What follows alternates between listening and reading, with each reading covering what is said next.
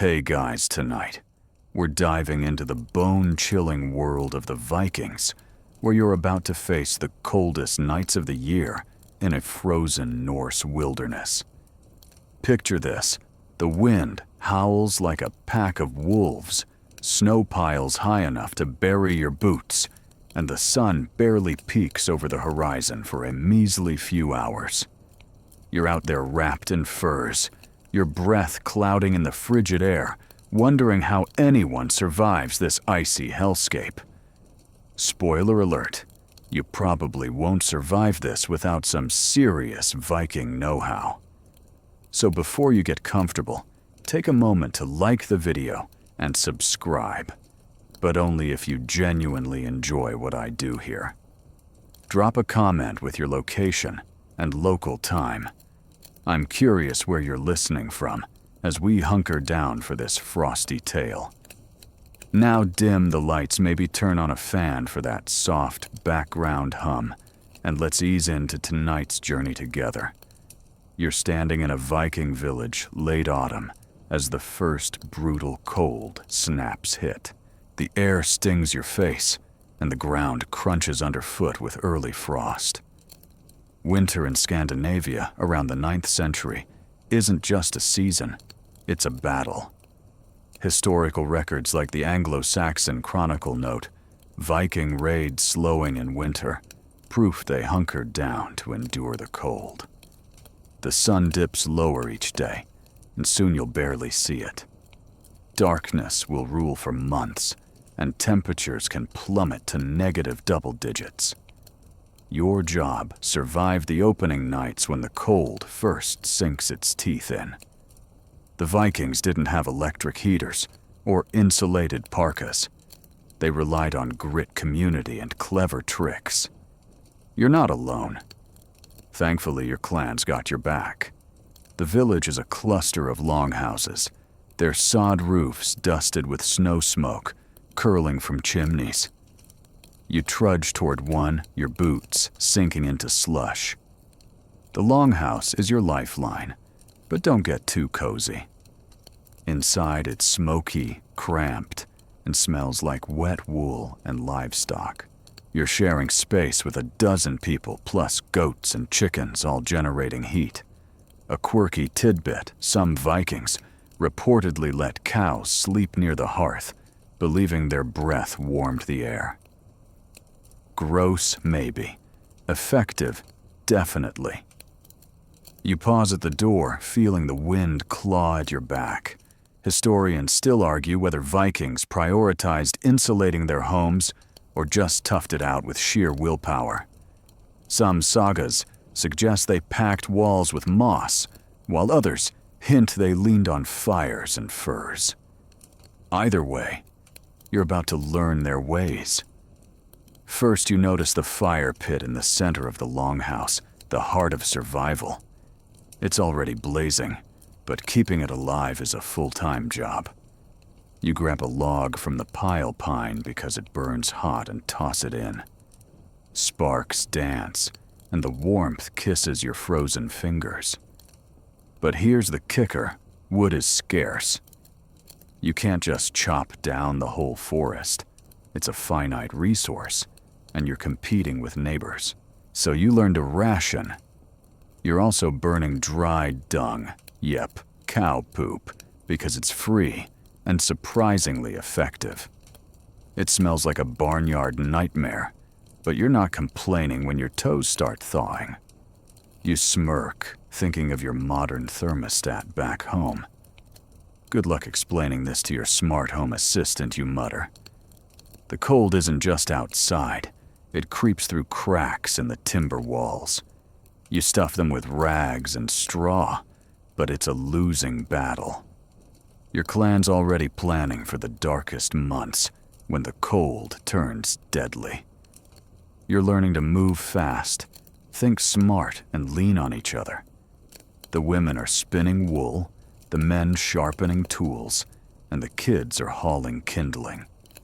Everyone's got a role, and slacking isn't an option. You're handed a wool cloak, heavy and scratchy, but it's a start. Layering is key. and you're about to become a walking pile of fabric. Food is another worry. The harvest is done, and the barrels of barley and dried fish won't last forever. You're already calculating portions knowing hunger's coming. A joke floats through your head. Viking diet plan, starve till spring. It's not funny when your stomach's growling, though. You're also noticing the community vibe. Nobody's hoarding. Sharing is survival.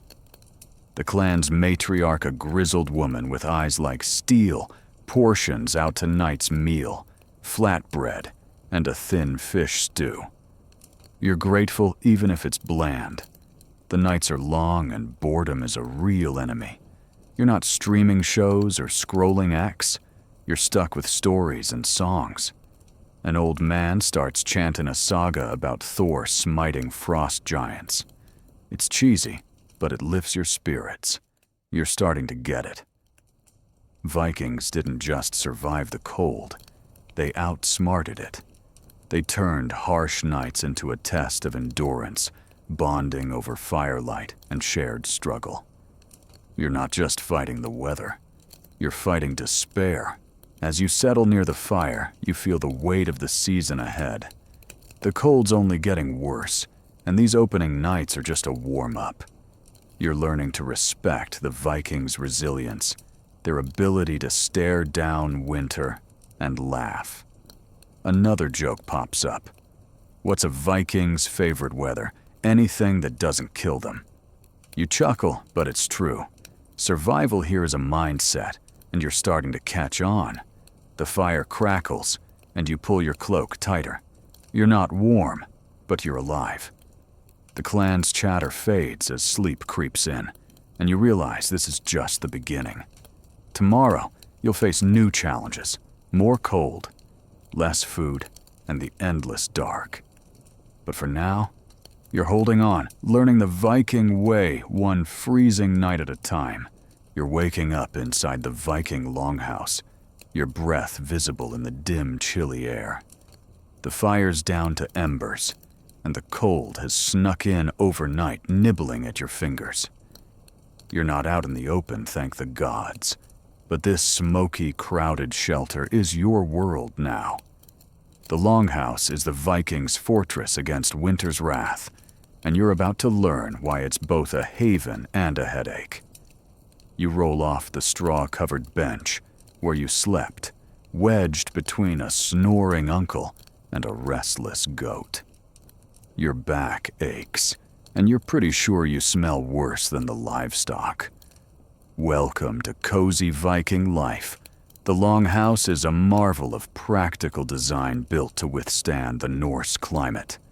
Historical evidence like archaeological digs at sites like Lonso Meadows shows these structures were long narrow and made of timber or stone with thick sod roofs.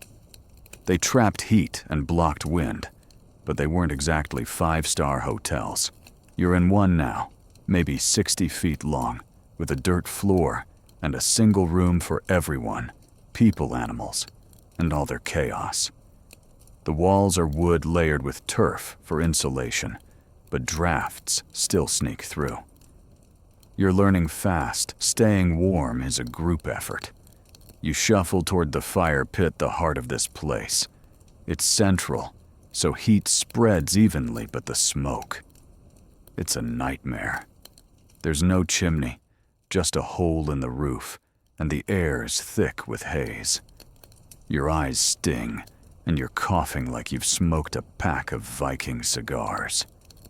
A quirky tidbit floats up. Some sagas claim Vikings believed smoke warded off evil spirits.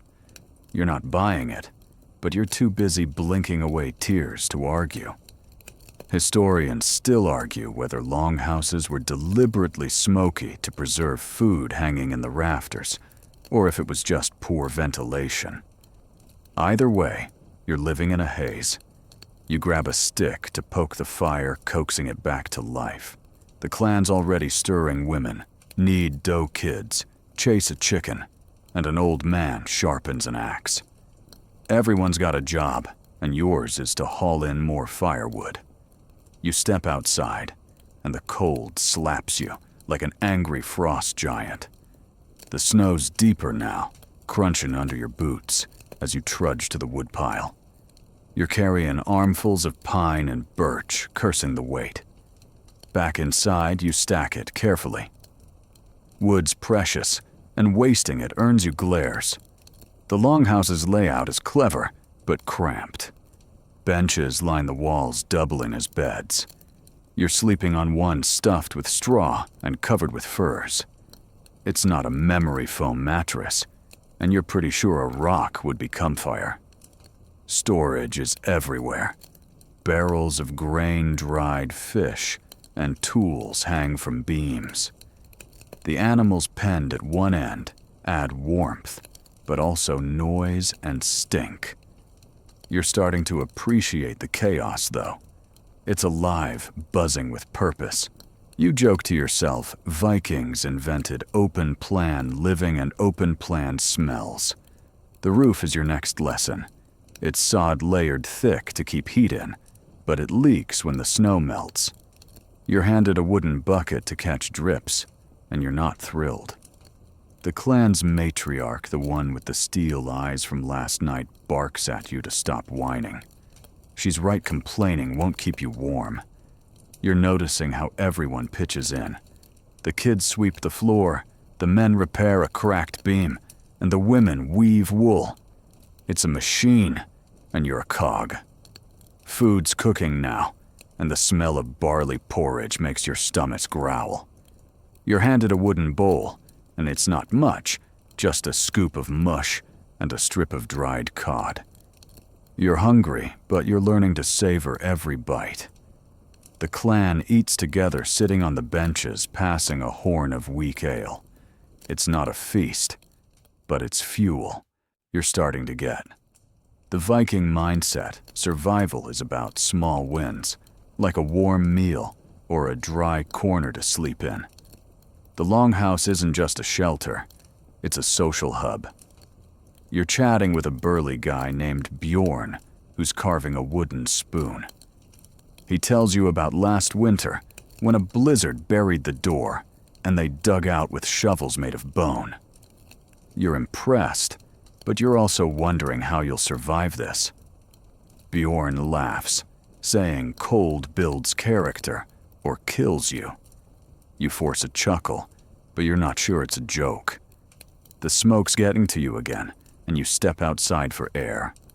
The cold bites, but the sky's clear with stars, like scattered diamonds. You're struck by how quiet it is, except for the wind and a distant wolf howl. Back inside, the warmth feels like a hug, even if it comes with a side of goat odor. You're starting to see the longhouse as a balancing act. Warmth versus smoke. Space versus clutter. Survival versus sanity. As night falls, the clan gathers around the fire.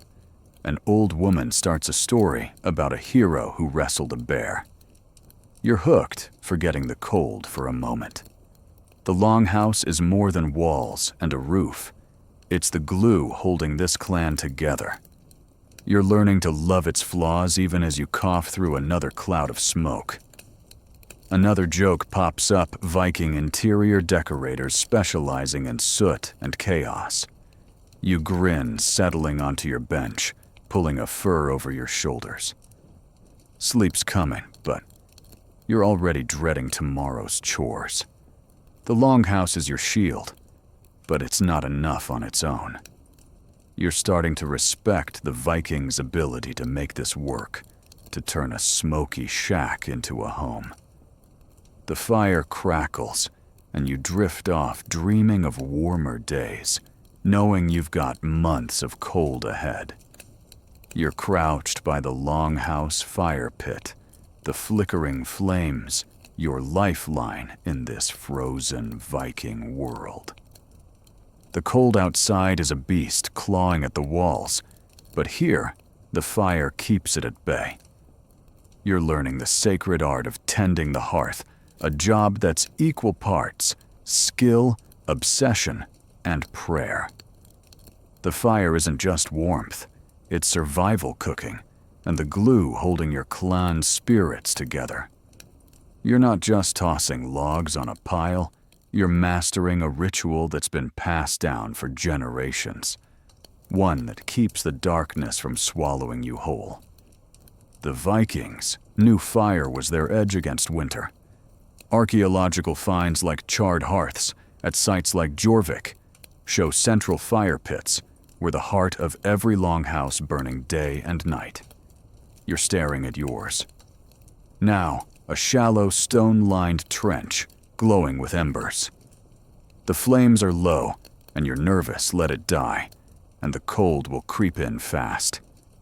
You grab a pine log, careful not to smother the coals, and place it just right. The fire crackles, rewarding your effort with a burst of heat that thaws your numb fingers. But it's not that simple. Fire keeping is a science. You're learning to balance airflow and fuel. Too much wood and you choke it. Too little and it fizzles out. You're also burning dry dung and peat smelly, but effective because wood's too precious to waste. A quirky tidbit: some Vikings believed the fire's smoke carried prayers to Odin, so they'd toss in herbs to make it holier. You're skeptical, but you sprinkle some dried thyme into the flames just in case. The scent's nice, even if Odin's not listening. Historians still argue whether Vikings had dedicated fire tenders or if everyone shared the duty. Some sagas suggest women and children minded the hearth, while others hint at revered firekeepers who held almost priestly status. Either way, you're on duty now, and it's intense. You're watching the flames like a hawk, poking embers with a stick to keep them alive. The clan's matriarch, the steely-eyed one, nods approvingly, but warns you not to get cocky. Fire's a friend till it's not, she says. You're not sure if she means the flames or her.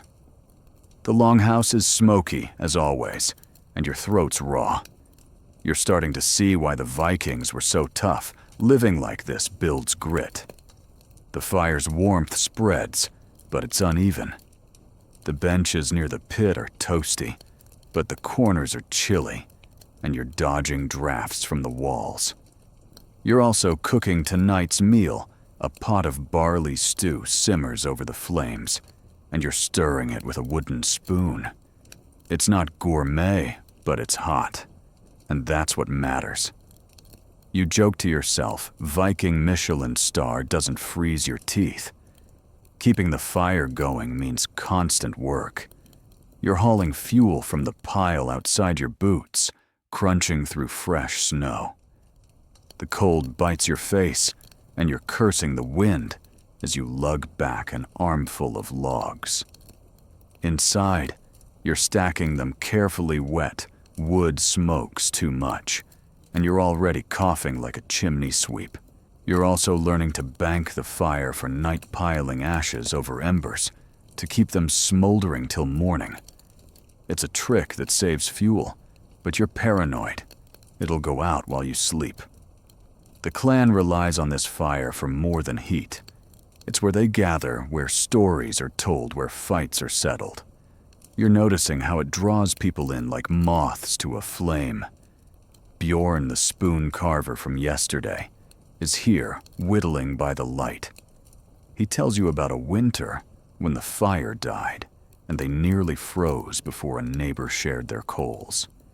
Fire's life, he says, and you nod, feeling the weight of your role. You're also drying clothes by the hearth. Wet wool is a death sentence in this cold. You hang your cloak on a wooden rack, watching steam rise as it dries. The kids are tasked with turning the clothes to keep them from scorching, and they're giggling, making it a game. You're starting to love the chaos of this place, even if it smells like a barn. Another joke pops up. Viking laundry service, smoke-scented, slightly singed. The fire's also a signal. If it's burning, the longhouse is alive, a beacon to anyone lost in the snow. You're imagining a weary traveler spotting the smoke, stumbling towards safety. It's a comforting thought, but it reminds you to stay vigilant. Wood's running low, and you're already rationing. You're eyeing the dung pile with grudging respect. It's gross, but it burns. You're also learning to spot good kindling, dry twigs, birch bark, anything that catches fast. As night deepens, the clan huddles closer to the fire. The old woman from last night starts another saga, her voice low and hypnotic. You're mesmerized, the flames dancing in your eyes. The fire's not just practical, it's magical, tying you to these people this moment. You're starting to get why the Vikings revered it, why they saw it as a gift from the gods. You toss in another log, watching sparks spiral up through the roof hole, mingling with the stars. Sleep's calling, but you're reluctant to leave the hearth.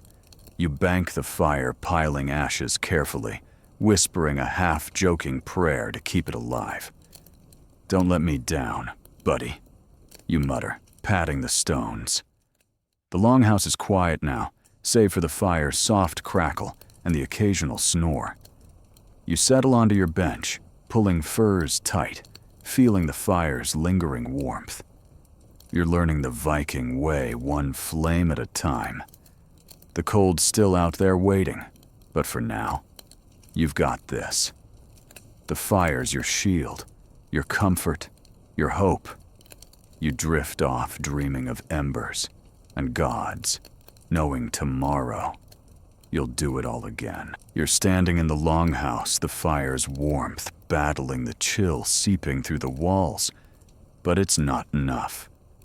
The cold is a relentless enemy, and you're learning that surviving Viking winters means wearing the right gear. You're about to become a master of layering, wrapping yourself in heavy wool and furs to keep the frost from claiming your bones. Every step you take feels like a workout, but you're grateful for the weight. It's the difference between life and a very icy death. Vikings were experts at dressing for the cold, as shown by textile finds from sites like Burka, where wool and animal hides dominated their wardrobes. Wool was the backbone, warm, water-resistant, and tough. You're holding a coarse wool tunic, now dyed a faded brown, and it's heavier than your modern jacket. You pull it over your linen undershirt, already feeling the difference. Next comes a thicker wool cloak, pinned at the shoulder with a bronze brooch. It's scratchy, and you're pretty sure it's home to a few fleas, but it traps heat like a charm. Furs are the real game changer. You're handed a wolf pelt, its thick hide still smelling faintly of the wild. You drape it over your shoulders, tying it with leather cords. It's heavy, but the warmth is immediate, like a hug from a very hairy friend. A quirky tidbit: some Vikings wore reindeer hides turned inside out, believing the hollow hairs trapped extra air for insulation. You're not rocking reindeer yet, but you're eyeing the clan's pile of furs, wondering what else they've got. Historians still argue whether Vikings prioritized function or status. With their furs, did they wear wolf for warmth or to flex their hunting skills? You're betting on both. You're learning to layer like a pro. Under the tunic, you've got linen leggings tight against your skin to wick sweat. Over those wool trousers, loose enough to move, but thick enough to block wind. Your boots are leather stuffed with straw for extra insulation, and you're wrapping them with strips of cloth to keep snow out. Your hands are covered in mittens, wool again, lined with rabbit fur. You're starting to feel like a walking tapestry, but you're not freezing, so you'll take it. The clan's matriarch, still watching you, like a hawk, hands you a knitted wool cap. "Cover your head, fool," she says. You pull it on, and she's right. Your ears stop aching. You're noticing how everyone's dressed similarly, but with personal touches. Bjorn the spoon carver has a fox fur trim on his cloak, a subtle brag about his trapping skills. The kids are bundled in smaller versions of your outfit, waddling like tiny bears. You joke to yourself, Viking Fashion Week, 50 shades of wool. Layering isn't just about piling on clothes, it's about maintenance. You're brushing snow off your cloak every time you step outside, because wet wool is heavy and useless. You're also learning to check for tears. Cold air loves a ripped seam. The women are spinning wool by the fire, their spindles whirring, and you're starting to appreciate the labor behind every stitch. A single tunic takes weeks to make, and you're not about to let it fall apart. Outside, the wind is brutal, cutting through any exposed skin. You're testing your layers, trudging to the woodpile again. The snow's up to your knees, and your boots are holding up, but you're sweating under all that wool. That's the trick layer enough to stay warm, but not so much you overheat. You're peeling off the fur for now, draping it over your arm like a Viking superhero cape. Back inside, you hang it by the fire to dry, careful not to let it scorch. The clan's teaching you other tricks. They rub seal fat on their faces to block windburn, and you're trying it smearing the greasy stuff on your cheeks. It smells like fish and feels gross, but your skin's not cracking, so you're calling it a win. You're also wrapping a wool scarf around your neck, tucking it into your tunic to seal gaps. Every layer is a barrier, and you're building a fortress against the cold. You're noticing the social side of clothing too. The wealthier Vikings. Okay, the ones with more sheep sport furs from rarer animals like bear or marten. It's not just warmth, it's status. You're sticking with wolf, but you're secretly jealous of the guy with the otter skin hat. Another joke pops up, Viking bling, when your cloak's fluffier than your neighbor's. You grin, but you're keeping an eye on the fur pile just in case. The cold's teaching you respect for these layers. You're moving slower, weighed down, but you're alive. The longhouse is smoky as ever, and you're hanging your damp mittens by the fire watching steam rise. The kids are playing nearby, tossing straw at each other, and you're struck by how normal this feels. The Vikings didn't just survive. They lived even in this frozen hell. Their clothes were armor, and you're starting to feel like a warrior. As night falls, you're layering up for sleep. You're keeping the tunic and leggings on, adding a second cloak for good measure. The benches are cold, but your furs make them bearable. The fire's banked, and you're pulling your cap low, tucking your hands into your mittens. You're warm, or at least not shivering, and that's a victory. The clan's settling in their furs, rustling, and you're feeling a strange pride in your outfit. It's not pretty, but it's keeping you in the game.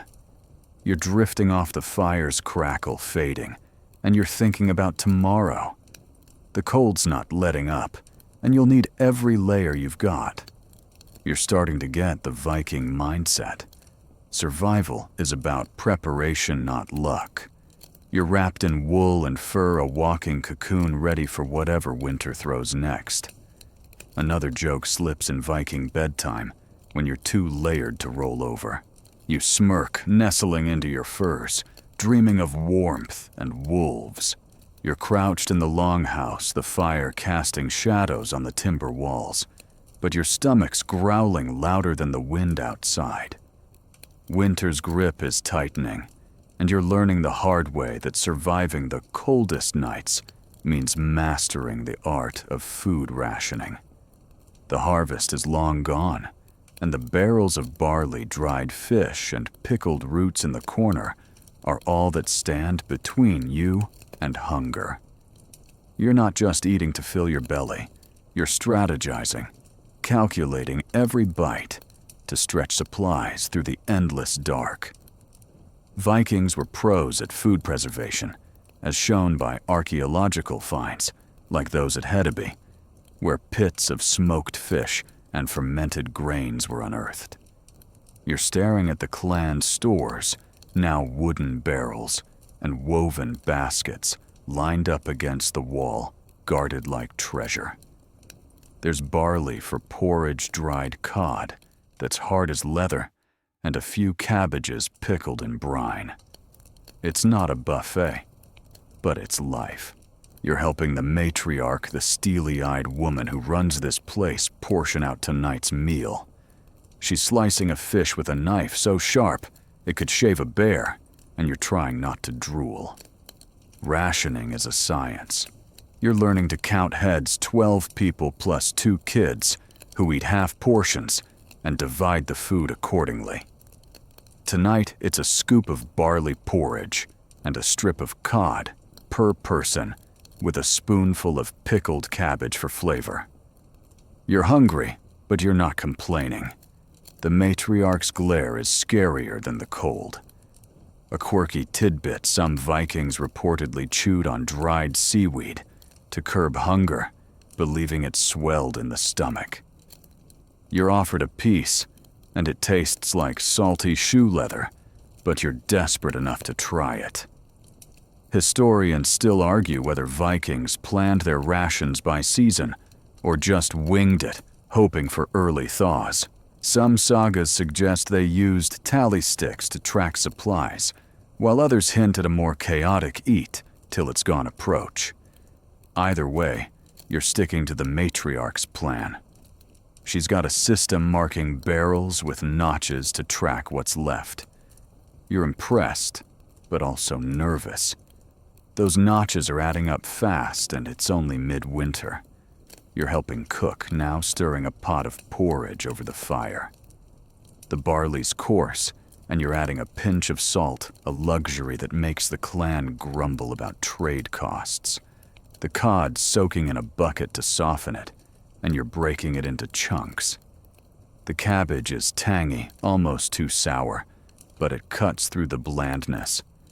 You're starting to appreciate the Viking diet, simple, tough, and built for survival. You joke to yourself Viking meal prep where fresh means not frozen solid. The longhouse smells like fish and smoke, and you're noticing how food brings everyone together. The clan gathers on the benches, passing a horn of weak ale to wash down the meal. Bjorn, the spoon carver, is complaining about the cod, but he's eating it anyway. The kids are picky, poking at their cabbage, but the matriarch's not having it. She barks at them to finish, and they obey. You're learning that food isn't just fuel, it's morale. A hot meal, even a meager one, keeps despair at bay. You're also learning about waste, or the lack of it. Every scrap is used. Fish bones go into a pot for broth. Cabbage leaves feed the goats, and even the barley chaff is saved for kindling. You're amazed at the efficiency, but it's born of necessity. The clan's already talking about spring when they'll fish and plant again, but that's months away. For now, you're counting every grain. You're also keeping an eye on the stores, paranoid about mice or mold. The matriarch's got traps set, and you're checking them, grimacing at the tiny carcasses. Hunger's a constant shadow. You're not starving, but you're never full, and it's messing with your head. You're dreaming of bread, cheese, anything that doesn't taste like fish. The clan's feeling it too. Tempers are short, and you're dodging arguments over portion sizes. You're starting to get why the Vikings were so fierce. Hunger makes you mean. Another joke pops up. Viking weight loss, freeze, or starve your choice. You smirk, but it's not funny when your belt's notched tighter. The matriarch's teaching you preservation tricks. You're salting fish, packing it in barrels with layers of brine. It's tedious, and the salt stings your cracked hands, but it'll keep the cod edible. You're also learning to ferment roots in clay pots, burying them near the fire to keep them from freezing. It's not gourmet, but it's clever, and you're filing it away for later. You're also smoking meat when you get the chance, hanging strips over the fire to dry. The smoke's choking, but it's worth it for the chewy, smoky jerky.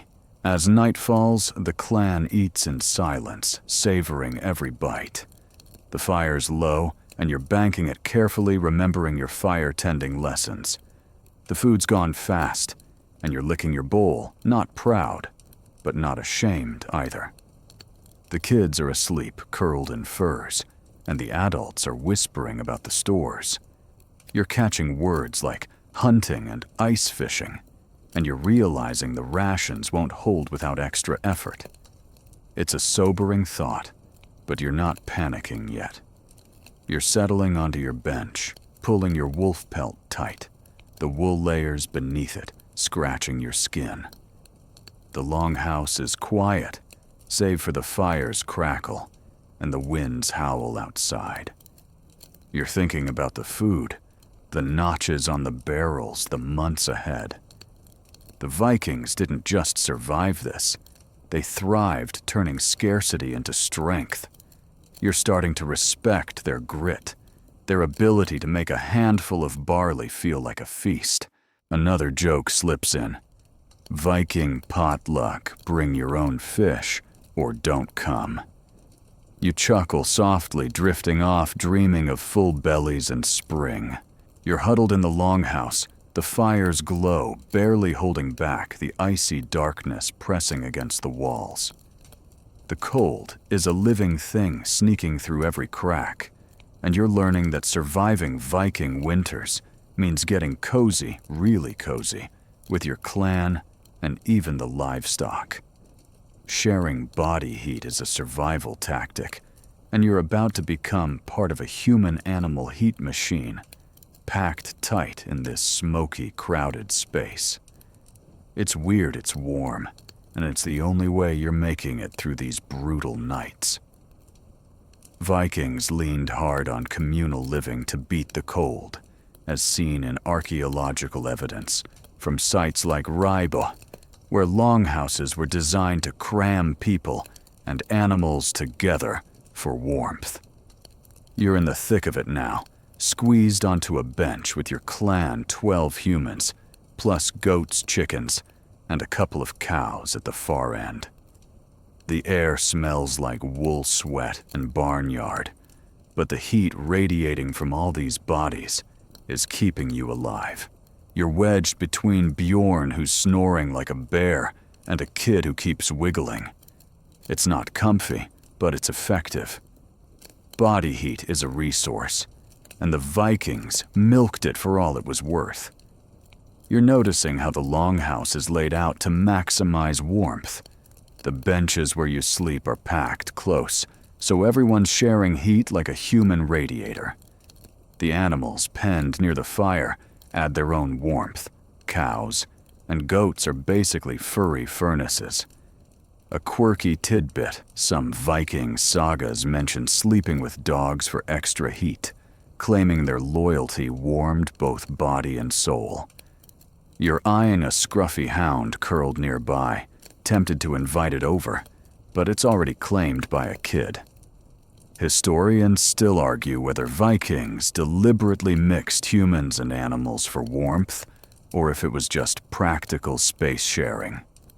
Some sources suggest longhouses were zoned with animals kept separate, while others describe a free-for-all where cows slept closer than cousins. Either way, you're feeling the benefits. The cows are chewing cud, their breath steaming in the chilly air, and you're grateful for every degree they add. You're also learning to ignore the smell mostly. You're adjusting to the closeness. Back home, you'd freak out about personal space, but here, it's survival. You're pressed against your neighbors, your wolf pelt tangled with their furs. The kids are piled like puppies, sharing a single blanket, and the adults are sprawled across the benches, limbs overlapping. You're trying not to elbow Bjorn, but he's taking up half your spot. You mutter, Viking personal space about as big as a snowflake. It's a weak joke, but it keeps you sane. The animals are part of the deal. The goats are restless bleating when someone moves, and the chickens cluck softly nestled in straw. You're learning to work around them. The matriarch, ever watchful, assigns you to milk a cow at dawn, her way of saying you're not just a guest. You're dreading it. Your hands are already numb and you've never milked anything. But you're also seeing the logic the animals give heat milk and eventually meat. They're not pets. They're partners. Sleeping arrangements are a team effort. You're helping rearrange furs, making sure everyone's covered. The kids get the warmest spot near the fire, a rule nobody questions. The elderly get extra furs, and you're handing over a spare cloak to the old woman who tells sagas. She nods, her eyes softening for once.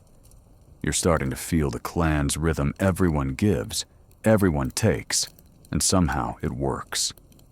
Another joke pops up. Viking sleepovers bring your own fur share, your own heat.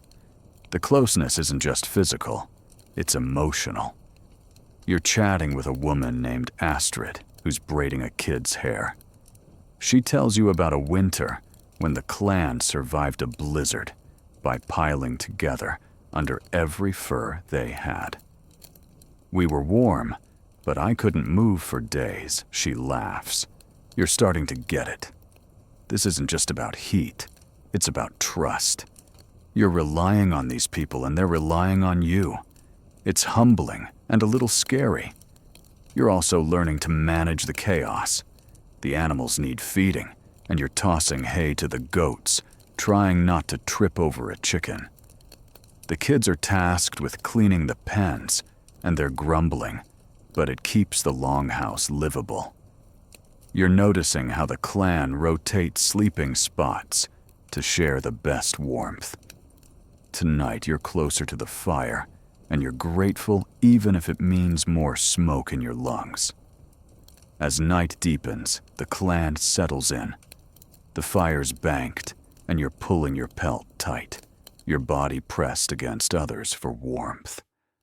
The cows are quiet, their heavy breathing a steady rhythm.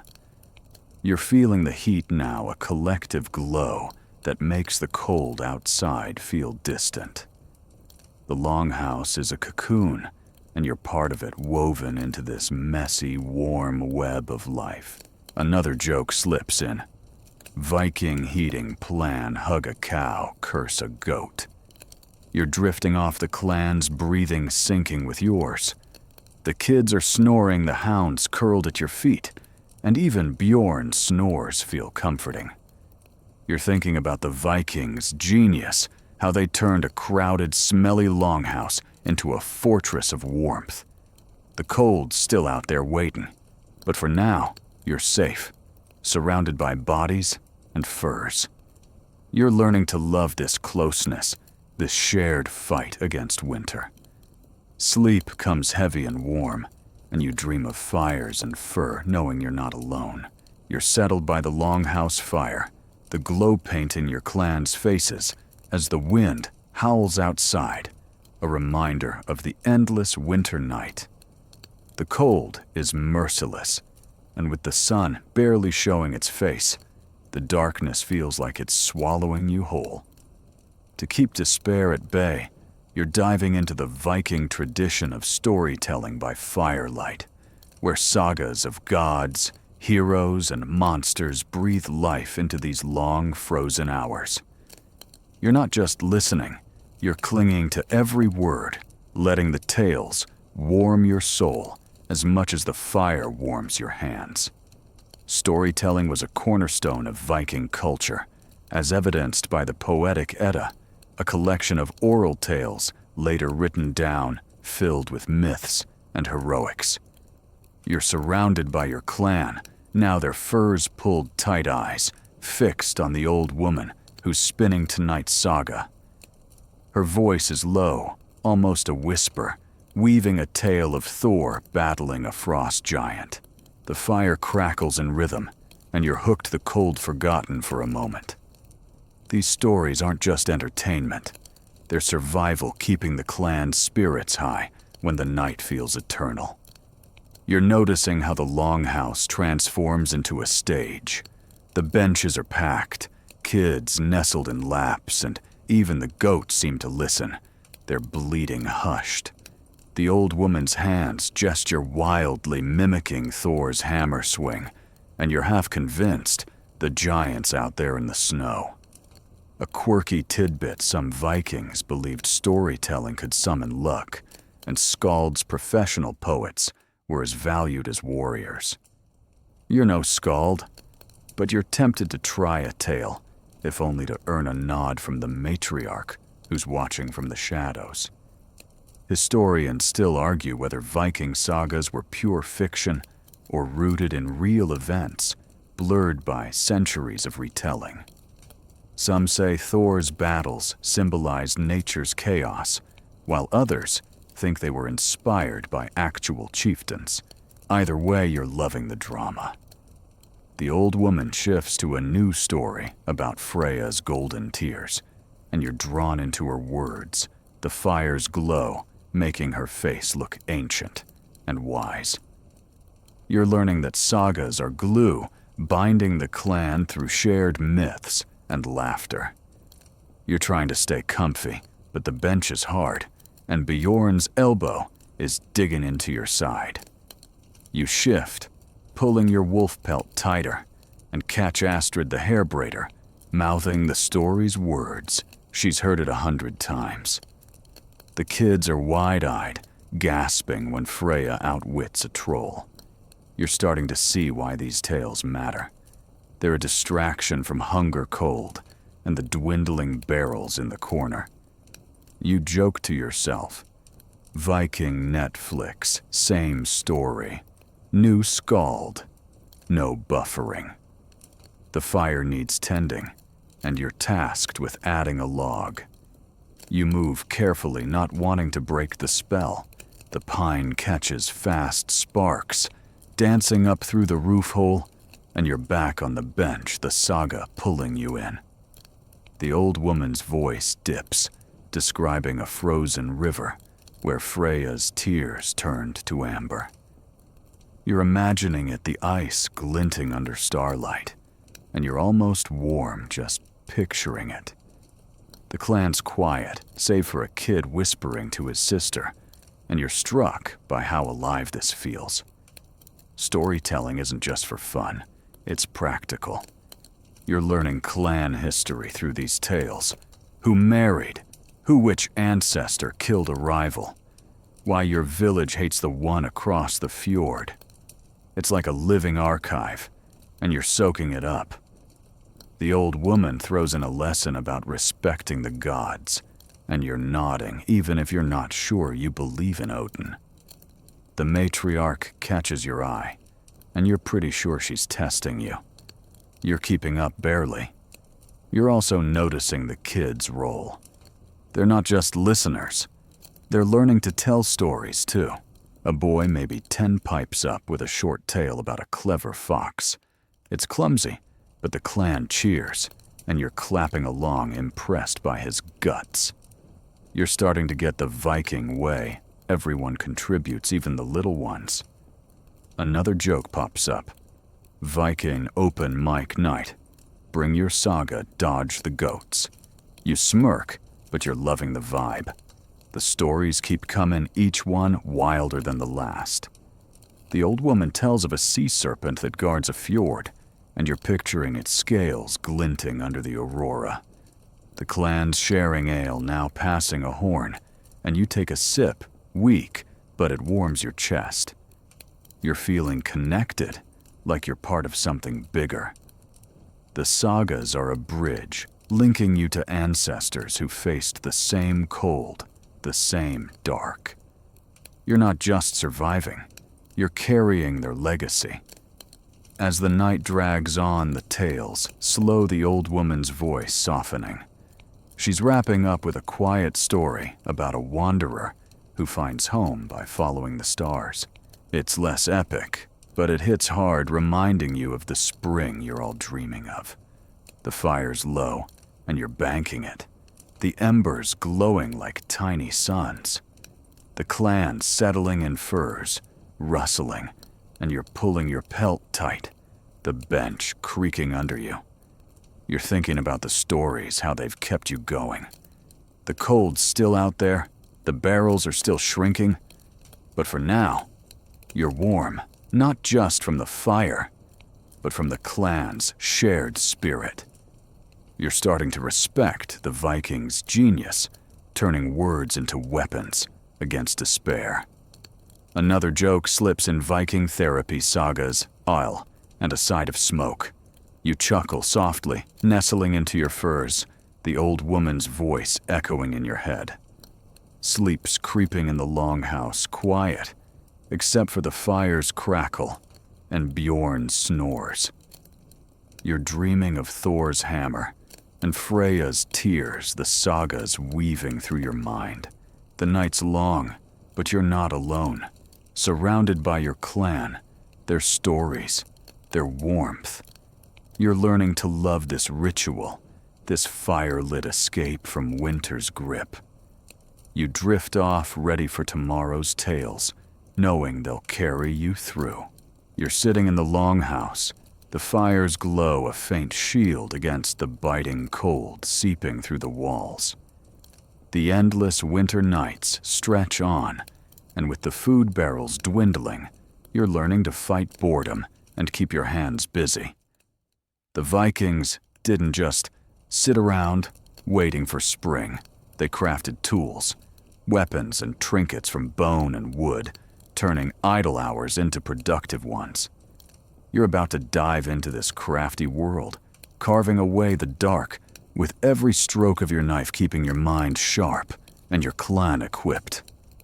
Crafting was a vital Viking skill, as shown by archaeological finds, like those at York, where bone combs, wooden spoons, and antler needles were unearthed proof of their resourcefulness. You're holding a piece of deer antler, now smooth and cool, ready to be shaped into something useful. The longhouse is buzzing quietly, Bjorn's whittling a spoon, Astrid's weaving a basket, and the kids are scraping hides. The firelight dances on your work, and you're feeling a strange calm, like this is where you're meant to be. You're starting with something simple, a needle for sewing clothes. The antler's tough, but your iron knife is sharper, and you're carving carefully, scraping away slivers. The matriarch, ever watchful, nods, but warns you not to waste material. Every scrap counts. You're learning to respect the resources, knowing this antler came from a deer someone risked their life to hunt. A quirky tidbit, some Vikings carved tiny runes into their tools, believing it gave them strength. You're tempted to scratch a little luck symbol into your needle, but you're not sure you trust your artistic skills. Historians still argue whether Viking crafting was purely practical or partly ritualistic, with some tools found in graves suggesting spiritual value. Either way, you're focused on function. Your needle's taking shape, its point sharp enough to pierce leather. You're testing it, pricking your finger, ouch, and you're pretty sure the matriarch's smirking. You're also noticing how crafting keeps the clan together. It's not just work, it's a rhythm, a shared purpose that fills the long nights. You're moving on to wood, now a chunk of birch you're shaping into a spoon. The wood's softer, but it splinters, and you're learning to angle your knife to avoid cracks. Bjorn, the spoon-carving pro, leans over, offering a tip. Slow cut, steady hands. You're grateful even if his breath smells like last week's fish stew. The spoon's crude, but it's yours, and you're picturing it scooping porridge. You joke to yourself, Viking Etsy, handmade spoons, slightly wonky free smoke scent. The longhouse is a workshop now. Astrid's basket is coming together, its willow strips tight and neat. The kids are giggling, trying to carve bone beads, their efforts more enthusiasm than skill. You're helping one of them, a girl with braids, steady her knife. She's determined, and you're impressed by her grit. The clan's teaching you that crafting isn't just about the product. It's about patience, teaching, and passing skills down. You're starting to feel like part of the chain. Materials are scarce, and you're learning to scavenge. Bones from last night's meal are cleaned and saved for pins or knife handles.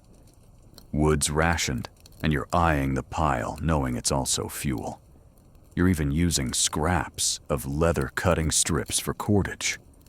The matriarch's got a stash of odd bits, antlers, tusks, even a whalebone from a beached giant, and you're in awe of her resourcefulness. You're also learning to repair tools. A broken axe handle needs replacing, and you're shaping a new one. Your hands aching, but your focus sharp. Crafting's not just practical, it's mental survival. The cold and dark can crush your spirit, but carving keeps your mind busy. You're losing yourself in the work, the knife's rhythm drowning out the wind's howl. The clan's chatting softly, sharing tips and stories. Astrid tells you about a winter when they carved a whole set of game pieces to pass the time. You're intrigued, imagining a Viking chess match, and you're already planning to try it. The fire's low, and you're tasked with adding a log, careful not to scatter your shavings. The warmth feels good, but the smoke's stinging your eyes, and you're coughing again. You're starting to see why the Vikings were so tough. Every task here is a battle against the elements. You're also noticing the kids' pride in their work. The girl with braids shows you her bead lumpy but hers, and you're clapping like it's a masterpiece. Another joke pops up, Viking art school graduate with a spoon or a scar. You're finishing your spoon now, sanding it with a rough stone to smooth the edges. It's not perfect, but it's functional, and you're weirdly proud. You're also helping repair a basket, weaving in new strips under Astrid's watchful eye. The clan's output is piling up: needles, spoons, cords, and you're seeing how it all fits. These tools will mend clothes, cook meals, and keep the longhouse running. You're part of something bigger, and it feels good. As night deepens, the crafting slows. The fire's banked, and you're cleaning up sweeping shavings into a pile for kindling. The clan's settling in their tools tucked away, and you're pulling your wolf pelt tight, your new spoon clutched like a trophy. You're thinking about the Vikings' ingenuity, how they turned scraps into survival. Another joke slips in Viking DIY when your knife's your therapist. You chuckle, nestling into your furs, the bench creaking under you. Sleep's coming, the longhouse quiet, except for the fire's crackle and a goat's soft bleat. You're dreaming of antlers and birch, the knife's rhythm still in your hands. The cold's out there. The barrels are shrinking. But for now, you're warm, your work grounding you. You're learning to love this craft, this act of creation, in the face of winter's grip. You drift off, ready for tomorrow's tasks, knowing your hands will keep you sane.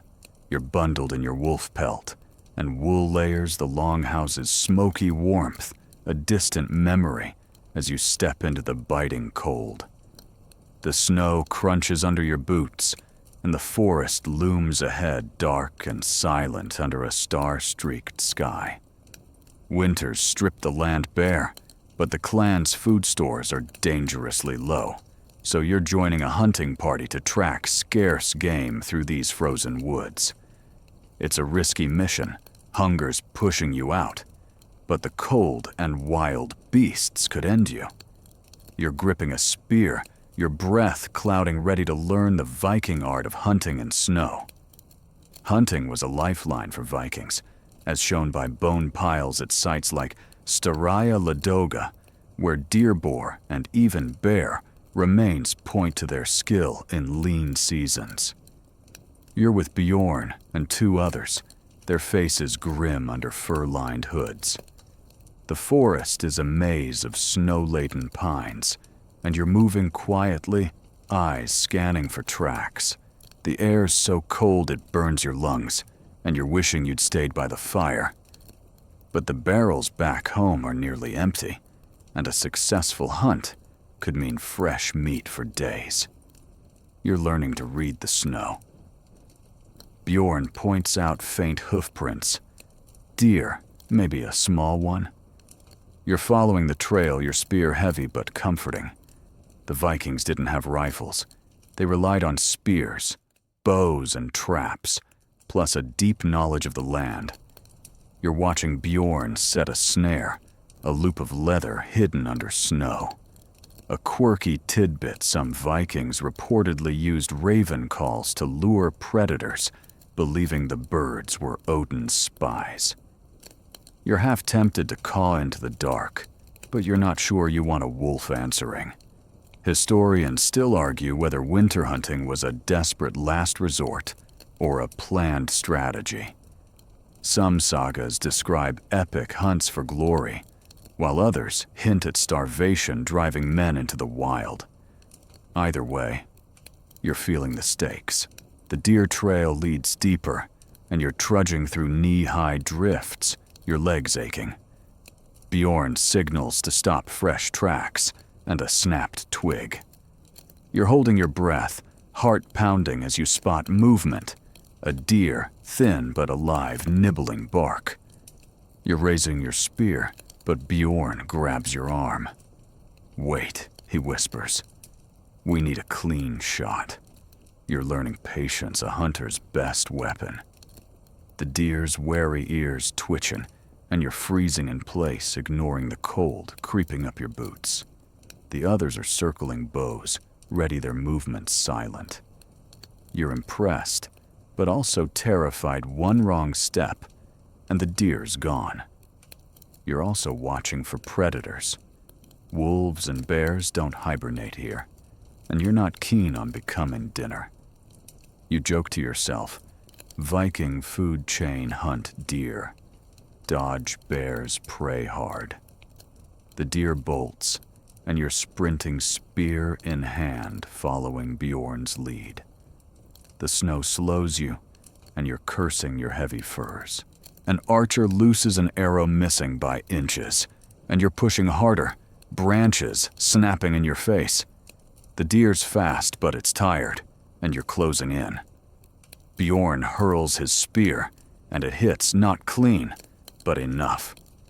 The deer stumbles, and you're on it, your spear finishing the job. Your panting hands, shaken, but the clan's eating tonight. You're helping gut the deer, a messy job in the snow. The matriarch taught you to waste nothing meat for food, hide for leather, bones for tools. You're slicing carefully, the cold numbing your fingers.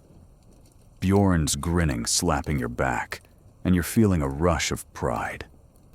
The haul's small, but it's a win, and you're already imagining the stew. You're also setting more snares, hoping for rabbits or foxes. Every bit helps when the barrels are low. The trek back is brutal. You're hauling the deer on a makeshift sled, your muscles screaming. The snow's deeper now, and the wind's picking up, stinging your face despite the seal fat you smeared on. You're thinking of that crocodile dung sunscreen from some ancient tale. Vikings would probably approve of your greasy face. The forest feels alive watching you, and you're gripping your spear tighter, half expecting a wolf. Bjorn's humming a tune, and you're annoyed at his cheer, but it keeps you moving. You're noticing the clan's teamwork.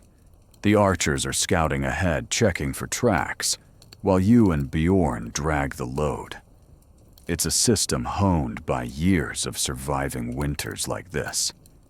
You're also learning to navigate Bjorn's, using the stars, pointing out a constellation he calls the Hunter's Bow. You're filing it away knowing you'll need it if you're out here again. Another joke pops up. Viking GPS stars guts and a lot of swearing. Back at the longhouse, the clan's cheering as you drag the deer inside. The matriarch's already barking orders, and you're helping skin it. The fire's warmth a blessing after the cold. The meat's tough, but it'll feed everyone for a bit, and the hide's a bonus for your crafting pile. You're exhausted, your hands bloodied, but you're eating better tonight. The kids are buzzing, asking about the hunt, and you're spinning a slightly exaggerated tale, enjoying their wide eyes. As night falls, the clan gathers for a meal, venison stew, thick and hot. You're savoring every bite, the fire crackling the longhouse alive with chatter. You're thinking about the hunt, how it wasn't just about food, but about hope, proving you can beat winter. Another joke slips in. Viking takeout chase it, kill it, cook it. You chuckle, pulling your pelt tight, the bench creaking under you. Sleep's coming, the longhouse quiet, except for the fire's glow and a kid's soft snore. You're dreaming of deer and stars, the spear's weight still in your hands. The cold's out there, the barrel's still low. But for now, you're warm, fed, and proud. You're learning to love this hunt, this fight for survival in the snow. You drift off, ready for tomorrow's challenges, knowing you're tougher than you thought. You're trudging through the snow, your breath clouding in the biting air, the longhouse a faint shadow against the endless white. The cold stings your face, but hunger's sharper, and the clan's food stores are dwindling fast. You're headed to a frozen lake, clutching a spear and a bone-handled auger, ready to learn the Viking art of ice fishing. It's a high-stakes mission. Break through the ice, snag some fish, and you'll bring back protein to keep the clan alive. Mess it up, and you're coming home empty-handed, soaked and shivering. Ice fishing was a Viking lifeline, as evidenced by fish bones and net fragments found at sites like Kaupang, showing they tapped frozen waters to survive lean winters. You're at the lake now, its surface a solid, glinting sheet under a heavy sky. Bjorn's with you, his fur hood dusted with snow, and Astrid's hauling a net, her face set against the wind. The ice is thick, nearly a foot, and you're gripping the auger, its iron bit gleaming from your sharpening session. You're twisting it into the ice, your arms aching chips, flying like frozen sparks. The work's grueling, and you're sweating, despite the chill, your wolf pelt heavy with frost. Bjorn's coaching you. Steady, don't rush, or you'll snap the bit. You're nodding, focusing, but you're wary one misstep, and you're plunging into water that'll freeze your bones. A quirky tidbit, some Vikings reportedly chanted to the lake spirits, believing it lured fish closer. You're not chanting, but you're muttering a half-joking plea under your breath, hoping for a bite. The ice gives way, water sloshing up dark and cold as death. Historians still argue whether ice fishing was a routine task or a desperate measure when hunts failed. Some sagas boast of massive hauls, while others paint it as a grim necessity. Either way, you're committed. You're setting a flax net, its stone weights sinking fast, and Astrid's baiting hooks with scraps of fat from that deer hunt. You're dropping a line, the bone hook vanishing into the depths, and you're settling in the cold, creeping through your boots. The lake's silent save for the wind's low moan and the ice's faint creak. Waiting is torture. You're stamping your feet trying to keep warm, your spear propped nearby in case a wolf smells your bait. Bjorn's telling you about a winter when they pulled a trout big enough to feed half the clan. You're skeptical, but hopeful. picturing anything but that dried cod you're sick of chewing. You joke to yourself, Viking takeout drill. Wait, pray for fish. Your stomach's growling, and you're checking the net, pulling it up empty, your heart sinking like the weights. Astrid's line twitches, and you're crowding around, breath held. She hauls up a perch, small but shiny, its scales catching the dim light. You're cheering a quiet whoop, and you're resetting the net, your fingers numb, but your spirit's up. You're learning to read the ice. Bjorn points out faint ripples, signs of fish moving below. You're drilling another hole farther out the auger's rhythm, steady despite your burning arms. Water gurgles up and you're setting another net, tying knots. Astrid taught you your hands, shaking but precise. The clan's counting on you and it's heavy. Those barrels back home are nearly empty, and you're picturing the matriarch's glare if you fail. You're checking the first net again, and it's heavier.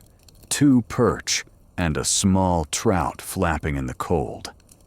You're grinning, tossing them into a leather sack, but you're not done. The lake's stingy, and you're working every hole, rebaiting hooks with trembling fingers. You're noticing the teamwork, Bjorn's hauling nets, Astrid's managing lines, and you're drilling like your life depends on it, which it does. The wind's rising, snow flurrying, and you're smearing more seal fat on your face, that windburn trick from the hunt still saving your skin. You're watching the ice for cracks, your spear ready for predators, human or beast. You're thinking of that thief you scared off, how vigilance kept the stores safe, and you're staying sharp. Another joke pops up. Viking fishing catch a perch, dodge a polar bear. You smirk, pulling up another line empty, but Astrid's got a second perch, and you're back in the fight. Your haul's growing 5 fish now, enough for a thin stew. You're packing up the sack slung over your shoulder, the auger heavy in your hand. The trek back is a slog. Snow up to your thighs, but you're buzzing with pride. The longhouse looms ahead, smoke curling from its roof, a beacon of warmth. You're imagining the clan's faces, the matriarch's nod, and you're pushing through the cold, no match for your grit. Inside, the warmth hits like a wave, though the smoke stings your eyes.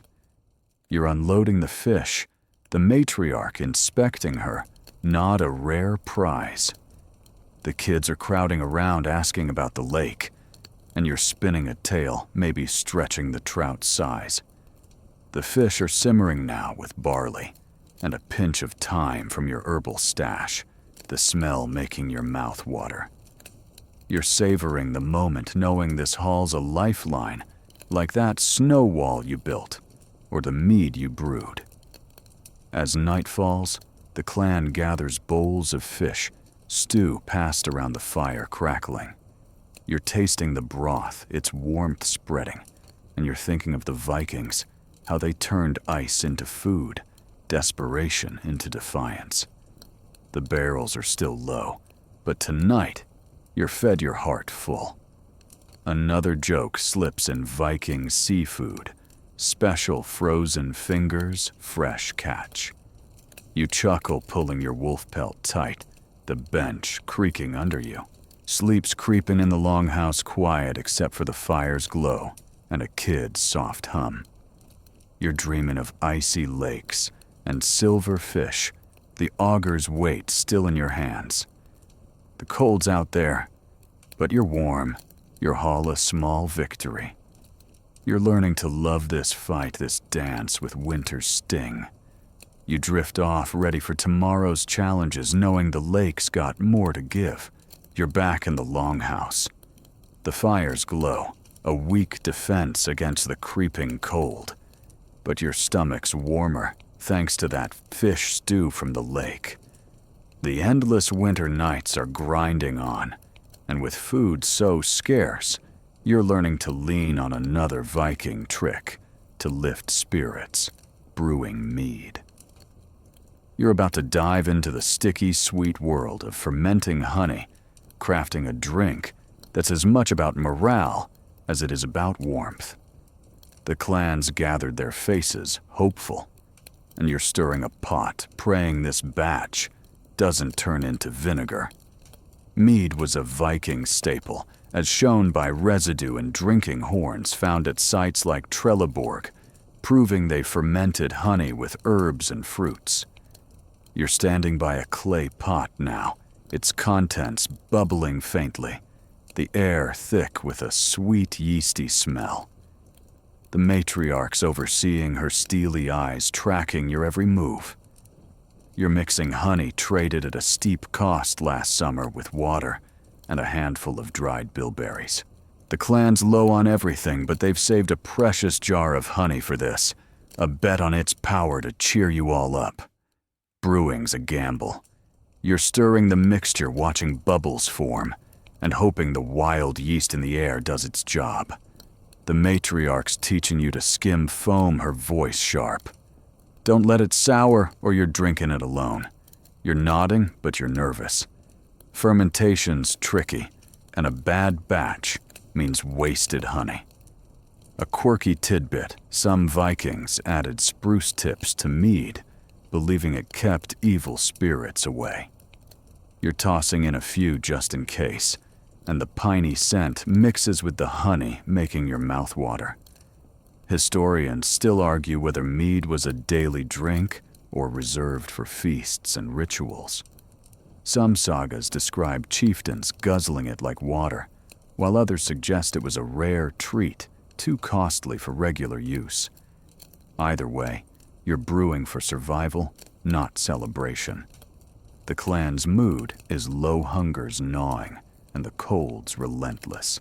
You're hoping this mead, even if it's weak, will spark some laughter. Maybe loosen Bjorn's tongue for a story. You're stirring slowly the pot, warming near the fire, and you're starting to feel the weight of everyone's expectations. You're learning the process, step by step. The honey's thick, and you're diluting it carefully using melted snow for water. The bilberries add a tart edge, and you're crushing them with a wooden spoon, their juice staining your hands purple. The matriarch's got a starter, a murky liquid from the last batch, and you're pouring it in, trusting its magic. You're covering the pot with a cloth, securing it with a cord, and setting it near the fire, but not too close. Too much heat kills the yeast, and you're not about to mess this up. The longhouse is smoky, as always, and you're coughing, but the mead scent is cutting through the haze. The kids are curious, sniffing around, and you're shooing them off, half laughing. Astrid's nearby, weaving a basket, and she's teasing you. Better be good, or we're back to ale. You're grinning, but you're sweating. This is your first brew, and the clan's watching. You joke to yourself. Viking bartending stir. Pray dodge the matriarch's glare. Waiting's the hard part. Fermentation takes days, but you're checking the pot hourly, sniffing for that telltale tang. The clan's pitching in too, Bjorn's hauling water, and the kids are gathering more spruce tips. You're noticing how mead-making pulls everyone together, like the sagas or the hunt. It's a project, a shared hope, and you're starting to see why the Vikings loved it. You're also learning to improvise. No bilberries left. You're eyeing some dried apples, wondering if they'll work. The matriarch's not thrilled, but she lets you try. You're thinking about warmth, too. Mead's not just for sipping. It's drunk hot, mulled with herbs to chase the cold from your bones. You're planning to warm this batch with thyme and a pinch of precious cinnamon traded from far-off lands. The thought of a steaming horn in your hands is keeping you going, even as your fingers numb from stirring. You're also noticing the clan's rituals. The old woman who tells sagas is muttering blessings over the pot, and you're not sure if it's for the mead or the gods. But you're not arguing. Days pass, and the mead's ready, or close enough. You're tasting it, dipping a spoon into the pot, and it's sweet tart and slightly fizzy. It's not perfect, but it's drinkable, and you're calling it a win. The clan's gathering horns in hand, and you're pouring carefully, the firelight glinting off the amber liquid. The matriarch takes the first sip, her face unreadable, then nods. You're exhaling relieved as the clan cheers. Another joke pops up. Viking sommelier notes of honey desperation and smoke. The mead's warm, now heated in a pot over the fire, and you're passing horns around. The taste is sharp, but soothing, and you're feeling a buzz not just from the drink, but from the clan's laughter. Bjorn's telling a terrible joke about a drunken troll, and even the matriarch's smirking. You're sipping slowly, savoring the warmth spreading through your chest, the cold outside forgotten.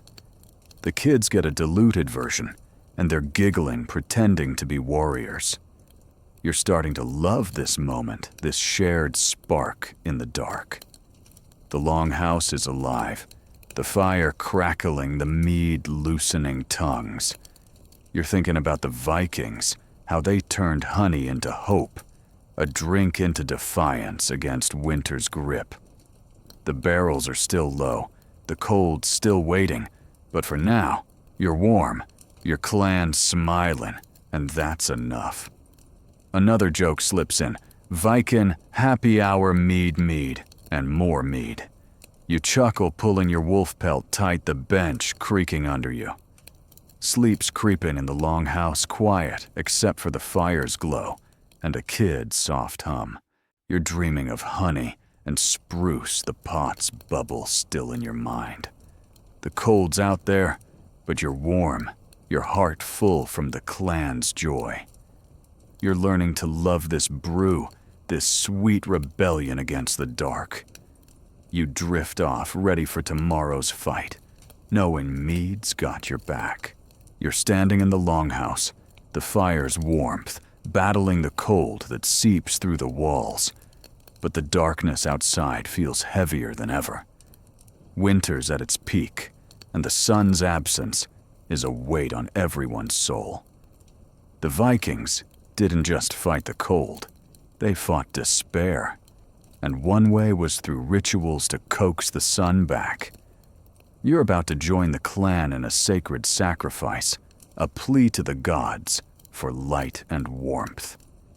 The air's thick with tension, and you're clutching an offering, hoping Odin or Freyr is listening. Sacrifices were central to Viking religion, as shown by finds at Uppsala, where animal bones and ritual tools suggest offerings to appease the gods. You're outside now, snow crunching under your boots, the clan gathered in a circle around a makeshift altar, a flat stone dusted with frost. The matriarch's leading her voice steady as she chants to the gods. You're holding a small basket of barley, your contribution to the ritual, and your hands are shaking, not just from the cold. This isn't just a prayer. It's a desperate bid to turn the tide of winter. The altar's piled with offerings, a goat's horn, a bundle of herbs, and a few precious fish from your ice fishing haul. The matriarch's chanting grows louder, invoking Freyr, the god of fertility and sun. You're tossing your barley onto the stone grains, scattering like tiny stars, and you're hoping it's enough. A quirky tidbit, some Vikings reportedly burned mead-soaked wood in sacrifices, believing the sweet smoke carried their prayers higher. You're watching the fire now, a small blaze on the altar, and you're tempted to splash some of that mead you brewed, but you're keeping it simple. Historians still argue whether Viking sacrifices were purely spiritual or also practical, a way to unite the clan in tough times. Some sagas describe lavish rituals with blood and feasts, while others suggest quieter offerings like yours were more common in lean winters. Either way, you're feeling the weight of this moment. The clans silent, their furs dusted with snow, and you're noticing the kids clinging to their parents' eyes wide. You're starting to understand. This isn't just about the gods. It's about hope, about believing spring's coming. You're helping prepare the main offering, a goat, its bleeding soft in the still air. The matriarch's knife is quick, and you're looking away, not ready for the blood, but you're hearing the prayers rise, a low hum from the clan. The goat's life is given to Freyr, its body laid on the altar, and you're sprinkling more barley, your fingers numb. The fire's fed with pine, and the smoke curls upward, carrying your hopes. You're thinking of that smoky longhouse, how it's kept you alive, and you're praying this ritual does the same for your spirit. The cold's brutal, and you're stamping your feet, your wolf pelt heavy with snow. Bjorn's beside you, muttering his own prayer, and Astrid's holding a sprig of thyme, her offering for luck. You're noticing how everyone's pitching in, even the kids who've brought small stones to circle the altar. It's a team effort, like the hunt or the mead making, and you're feeling the clan's strength, their refusal to let winter win. You joke to yourself, Viking church, snowy pews, no hymnals, extra gods. The matriarch's chanting shifts, now calling to Sol, the sun goddess, her voice cutting through the wind. You're closing your eyes, picturing the sun, its warmth on your face, and you're clinging to that image like a lifeline. The clans joining in, their voices rising, and you're adding your own, a shaky plea for light. The fire's blazing now, and you're tossing in a scrap of wool, watching it burn, the smell sharp and familiar. You're starting to feel lighter, like the ritual's working, even if the sky's still gray. You're learning the ritual's rhythm. The offerings are placed, the prayers said. And now the clans, sharing a horn of mead, weak but warm, passed from hand to hand. You're sipping the sweetness, grounding you, and you're thinking of that mead you brewed, how it's become part of this moment. The matriarch's eyes meet yours, and you're catching a rare softness, a sign you're doing okay. You're also noticing the kids who've started humming a song about spring, their voices small but fierce. The ritual's not just about the gods, it's about the clan. You're standing closer now, shoulders touching the shared warmth, reminding you of those crowded nights in the longhouse. Astrid's whispering about a sacrifice last winter when they offered a deer and the snow stopped for a day. You're skeptical, but you're hoping, and you're starting to see why these rituals matter. They're a defiance, a way to stare down the dark and say, "We're still here." Another joke pops up. Viking motivational speech, sacrifice a goat, scare the cold. The fire's dying and you're helping scatter the ashes, a final offering to the earth. The clan's quiet, their faces softer, and you're feeling a strange peace. The cold's still there, the barrel's still low, but you're carrying a spark of hope, like that fire you've been tending. You're trudging back to the longhouse, the snow deeper now, but your steps are lighter. Inside, the warmth hits, and you're coughing from the smoke, but you're home, surrounded by your clan. The night's settling in, and you're gathered by the fire. The ritual's glow lingering in everyone's eyes. The old woman starting a saga, her voice low about a hero who brought back the sun. You're listening, your wolf pelt, tight, the bench creaking under you. You're thinking about the Vikings, how they turned prayers into power rituals, into resilience, Another joke slips in. Viking weather forecast. Pray hard hope for sun. You chuckle softly, nestling into your furs. The fire's crackle lulling you. Sleep's coming, the longhouse quiet, except for the fire's glow and a kid's soft hum. You're dreaming of altars and sunlight, the barley scatter still in your mind. The cold's out there, but you're warm, your heart buoyed by the clan's faith. You're learning to love this ritual, this act of hope in winter's grip. You drift off ready for tomorrow's fight, knowing the sun's out there waiting. You're huddled in the longhouse. The fire's glow, a flickering shield against the relentless cold. But the winter's bite is testing every tool in your Viking arsenal. The endless nights are wearing on the clan, and with the sun still hiding, you're turning to another survival task, maintaining weapons. You're gripping a dull axe, its blade nicked from chopping wood, and you're about to learn how to sharpen it. Your fingers numb, but your focus sharp. In this frozen world, a keen blade isn't just a tool, it's a lifeline, and you're not letting the cold dull your edge. Vikings were meticulous about their weapons, as shown by whetstones and polished blades, found at sites like Birka, proof they kept their gear battle-ready even in winter. You're sitting by the fire now, a smooth whetstone in hand, the axe balanced on your knee. The longhouse is quiet, save for the fire's crackle and the soft scrape of metal. Bjorn's nearby honing his sword, and Astrid's polishing a spear tip, the matriarch's watching her steely eyes, reminding you that a sloppy job could mean disaster, whether it's felling a tree or fending off a rival. You're starting with the axe, its iron blade scarred, but sturdy. The whetstone's rough, and you're wetting it with a splash of melted snow, creating a gritty slurry. You're dragging the blade across the stone slow and steady, mimicking Bjorn's technique.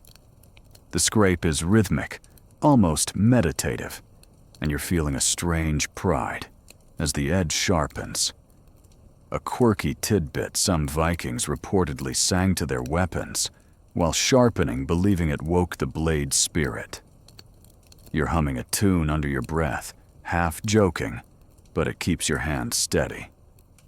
Historians still argue whether Vikings maintained weapons in winter for defense or just daily chores like hunting and woodcutting. Some sagas describe raids even in snow, while others suggest weapons were mostly tools until spring.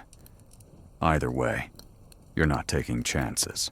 The clan's low on food, and a sharp axe means faster firewood or a better shot at game.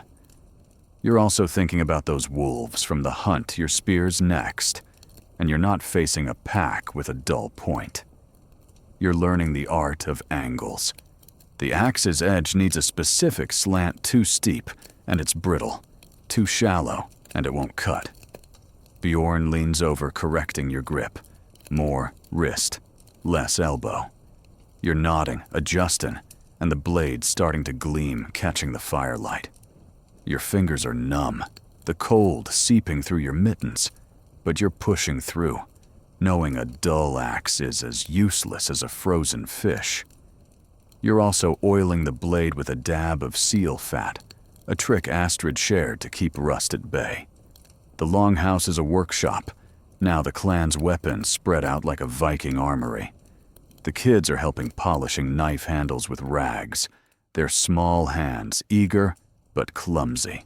You're guiding one a boy with a runny nose, showing him how to rub the wood without cutting himself. The matriarch's barking orders, and you're moving faster, not wanting her glare.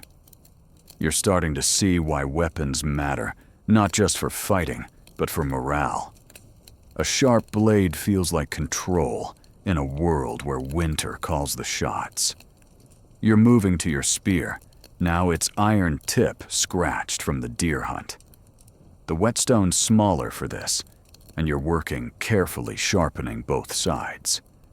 The spear's lighter than the axe, but it's deadly, and you're picturing it piercing a boar or holding off a thief. You're also checking the shaft a smooth ash pole for cracks. It's solid, but you're wrapping the grip with leather strips for better. Hold your fingers fumbling in the cold. Another joke pops up. Viking manicure filed nails, sharpened spears. Same vibe. The clans sharing stories as you work. Bjorn's talking about a winter when a rival clan tried to steal their stores, and sharp blades saved the day. You're listening the whetstone scrape punctuating his words, and you're realizing weapons are insurance. The longhouse is safe, but the world outside isn't, and you're not letting hunger or desperation catch you off guard. Astrid's story is lighter. She once used a knife to carve a toy for a kid, and you're smiling, imagining her as the clan's unofficial toy maker. You're also learning to care for other tools. Your knife, a small but versatile blade, needs honing, and you're using a finer stone, working the edge until it slices leather like butter. You're testing it, cutting a strip of hide, and you're impressed with your own skill. The matriarch's watching, and you're catching a rare nod, your chest swelling. You're also oiling wooden handles, rubbing them with fat to keep them from splitting in the dry cold. Every tool's a lifeline, and you're treating them like gold. The fire's low, and you're tossing in a log, careful not to scatter your sharpening dust. The smoke's stinging your eyes, but the warmth's worth it, thawing your aching hands. The kids are done, their knives gleaming, and they're showing off proud as warriors. You're clapping, encouraging them, and you're starting to love this work, this act of preparation. It's not just about blades, it's about readiness, about facing winter with a sharp edge and a sharper mind. As night falls, the clan's wrapping up weapons stacked neatly against the wall. You're cleaning your whetstone, wiping it with a rag, and you're feeling a quiet satisfaction. Your axe and spear are ready, their edges deadly, and you're picturing them in action, chopping wood, hunting game, maybe even defending the longhouse. Another joke slips in. Viking toolbox, sharp blades, sharper grudges. You chuckle, pulling your wolf pelt tight, the bench creaking under you. Sleep's creeping in the longhouse quiet, except for the fire's crackle and a kid's soft cough. You're dreaming of gleaming blades and steady hands, the whetstone's scrape still in your ears. The cold's out there, the barrel's low, but you're ready, your weapons honed and your spirit strong. You're learning to love this task, this act of defiance against winter's dulling grip. You drift off, ready for tomorrow's challenges, knowing your blades will cut through. You're trudging through the snow, the longhouse's smoky warmth, a fading memory as the wind lashes your face, stinging despite the seal, fat smeared on your cheeks. Winter's grip is iron, but the clan's survival hinges on more than just food and fire. You're headed to a snowbound market, a rare gathering where Vikings barter furs, tools, and scraps to bolster their stores. You're clutching a bundle of deer hides from that hunt, your boots sinking into drifts, hoping to trade for grain or iron. It's a risky trek, but in this frozen world, connection is as vital as warmth. Trade was a lifeline for Vikings, even in winter, as shown by market sites like Hedeby, where coins, weights, and goods from distant lands reveal bustling exchange. You're approaching the market now, a clearing where longhouses cluster their roofs, heavy with snow. Smoke curls from chimneys, and voices carry gruff, haggling laughter, a child's shout. Stalls are crude, just planks on barrels piled with furs, dried fish, and bone tools. You're scanning the crowd, spotting familiar faces and wary strangers, your hand resting on your knife just in case. You're setting up your own spot, laying out the deer hides and a few bone needles you carved. The hides are your big ticket, soft, well-tanned, perfect for cloaks. You're hoping for barley, or maybe a whetstone, but you're ready to haggle hard. A burly trader, his beard flecked with ice eyes. Your hides, and offers a small sack of oats. You're shaking your head holding firm, and he grumbles, but adds a strip of smoked cod.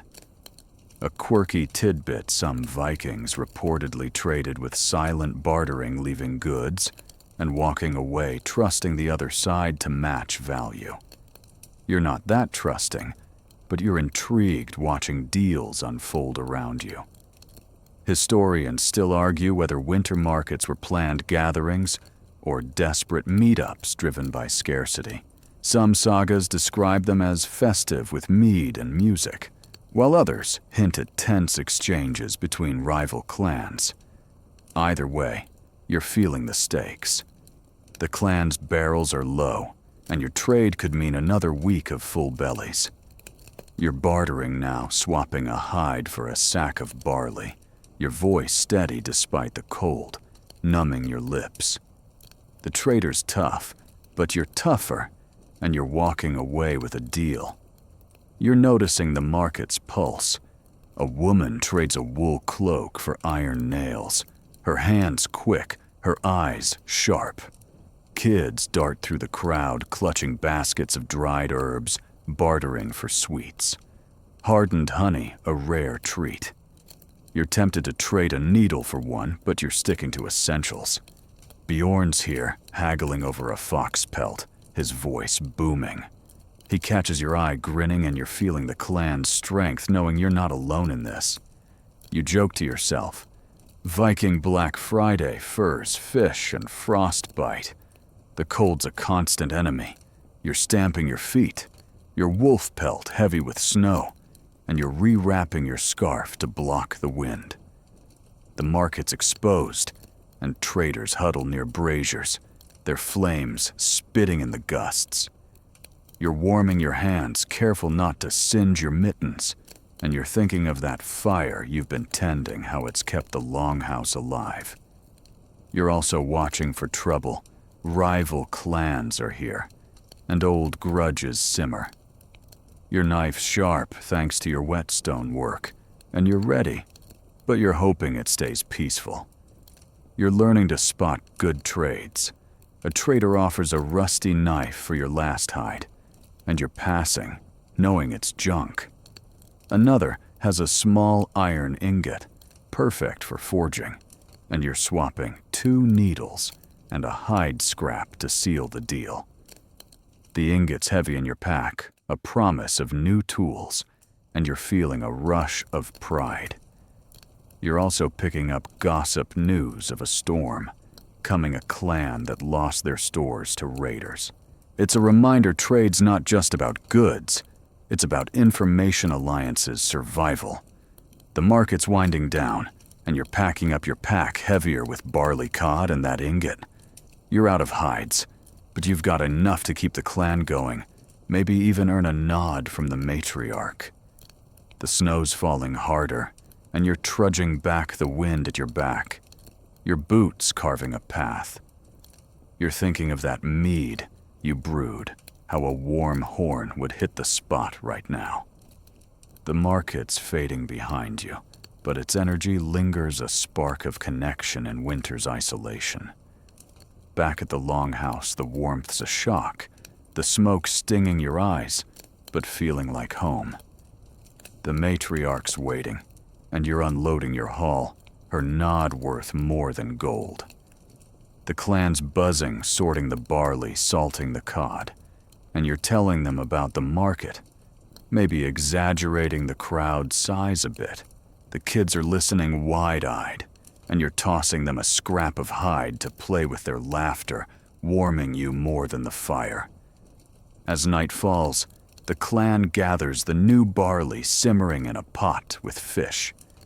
You're savoring the meal, the fire crackling the longhouse alive with chatter. You're thinking about the market, how it wasn't just trade, but a lifeline, a reminder that other clans are out there fighting the same cold. The Vikings didn't just barter. They built networks weaving survival into every deal.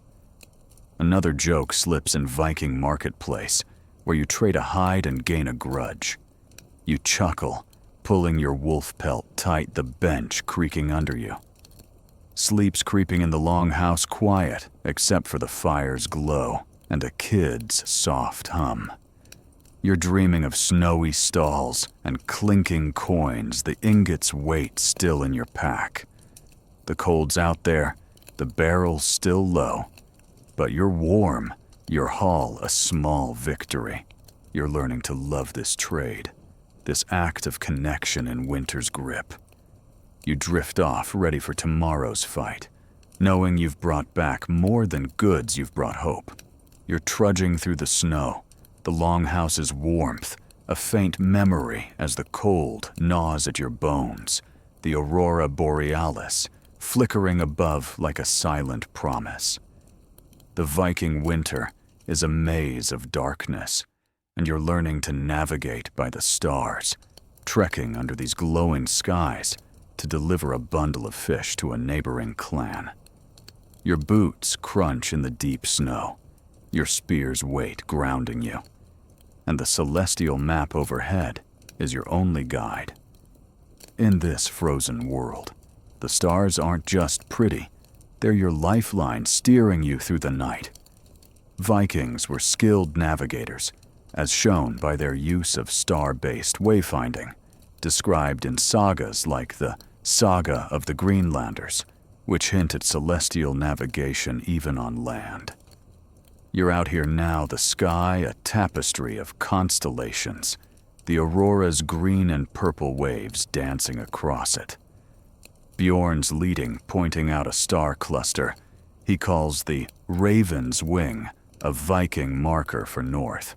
You're memorizing it, your breath clouding the fish bundle slung across your back. The cold's brutal, but the stars are steady, and you're trusting them to get you there. You're learning to read the sky like a map. The Raven's Wing is your anchor, but Bjorn's also tracking the hunter's bow, a curve of stars pointing east. You're squinting, picking them out, and you're amazed at how clear they are, no city lights to dim their glow. A quirky tidbit, some Vikings reportedly used polished stones, called sunstones, to find the sun's position on cloudy days, maybe even at night. You're wishing for one, now the aurora's light tricky, but you're sticking to the stars, their patterns burned into your mind.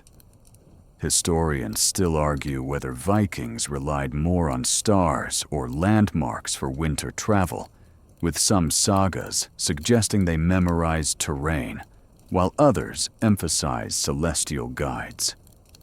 Either way, you're all in. The path's buried in snow, and the forest's a dark wall, so you're watching the sky, stepping carefully.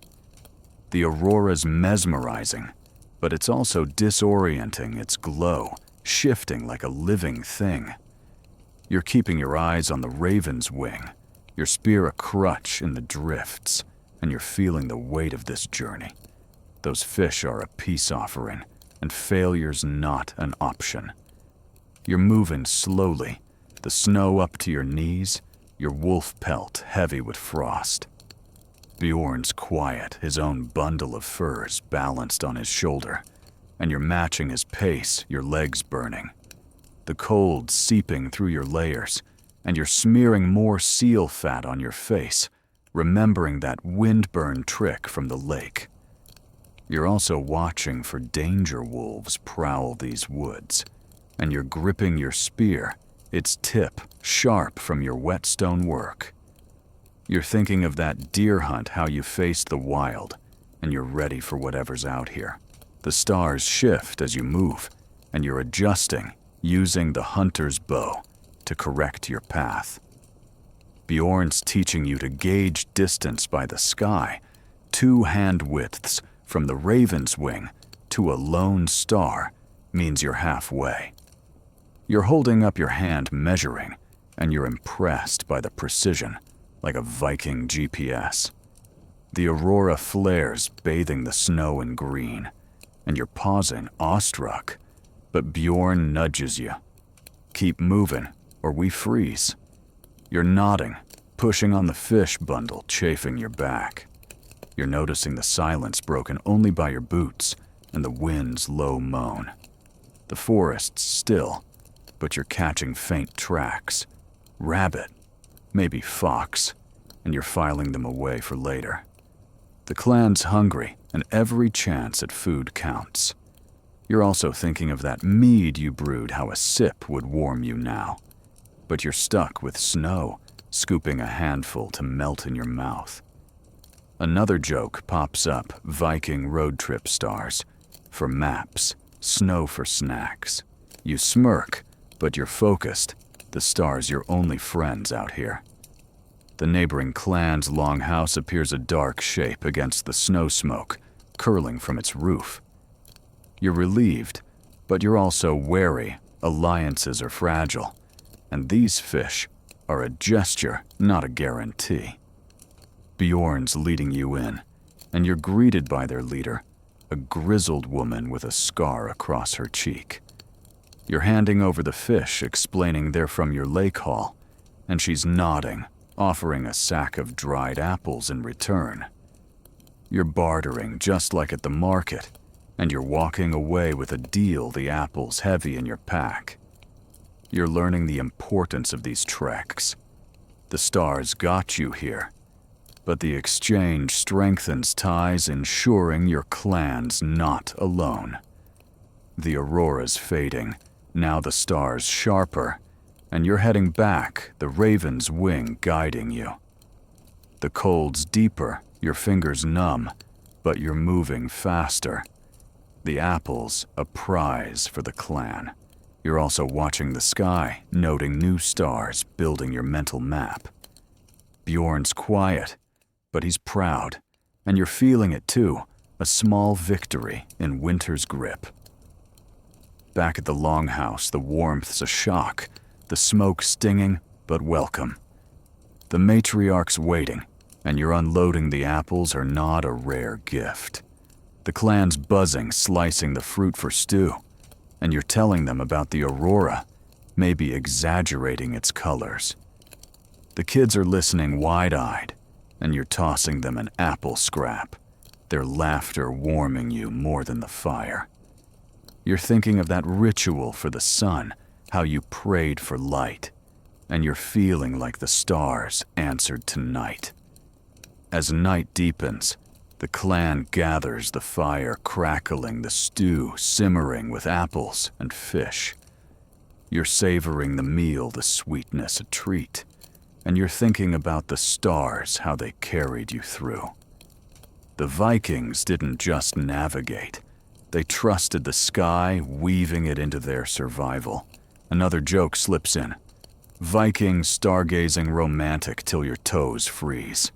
You chuckle, pulling your wolf pelt tight, the bench creaking under you. Sleep's creeping in the longhouse, quiet, except for the fire's glow and a kid's soft hum. You're dreaming of auroras and constellations, the raven's wing still in your eyes. The cold's out there, the barrel's low, but you're warm, your journey a spark of hope. You're learning to love this navigation, this dance with the stars in winter's dark. You drift off, ready for tomorrow's fight, knowing the sky's got your back.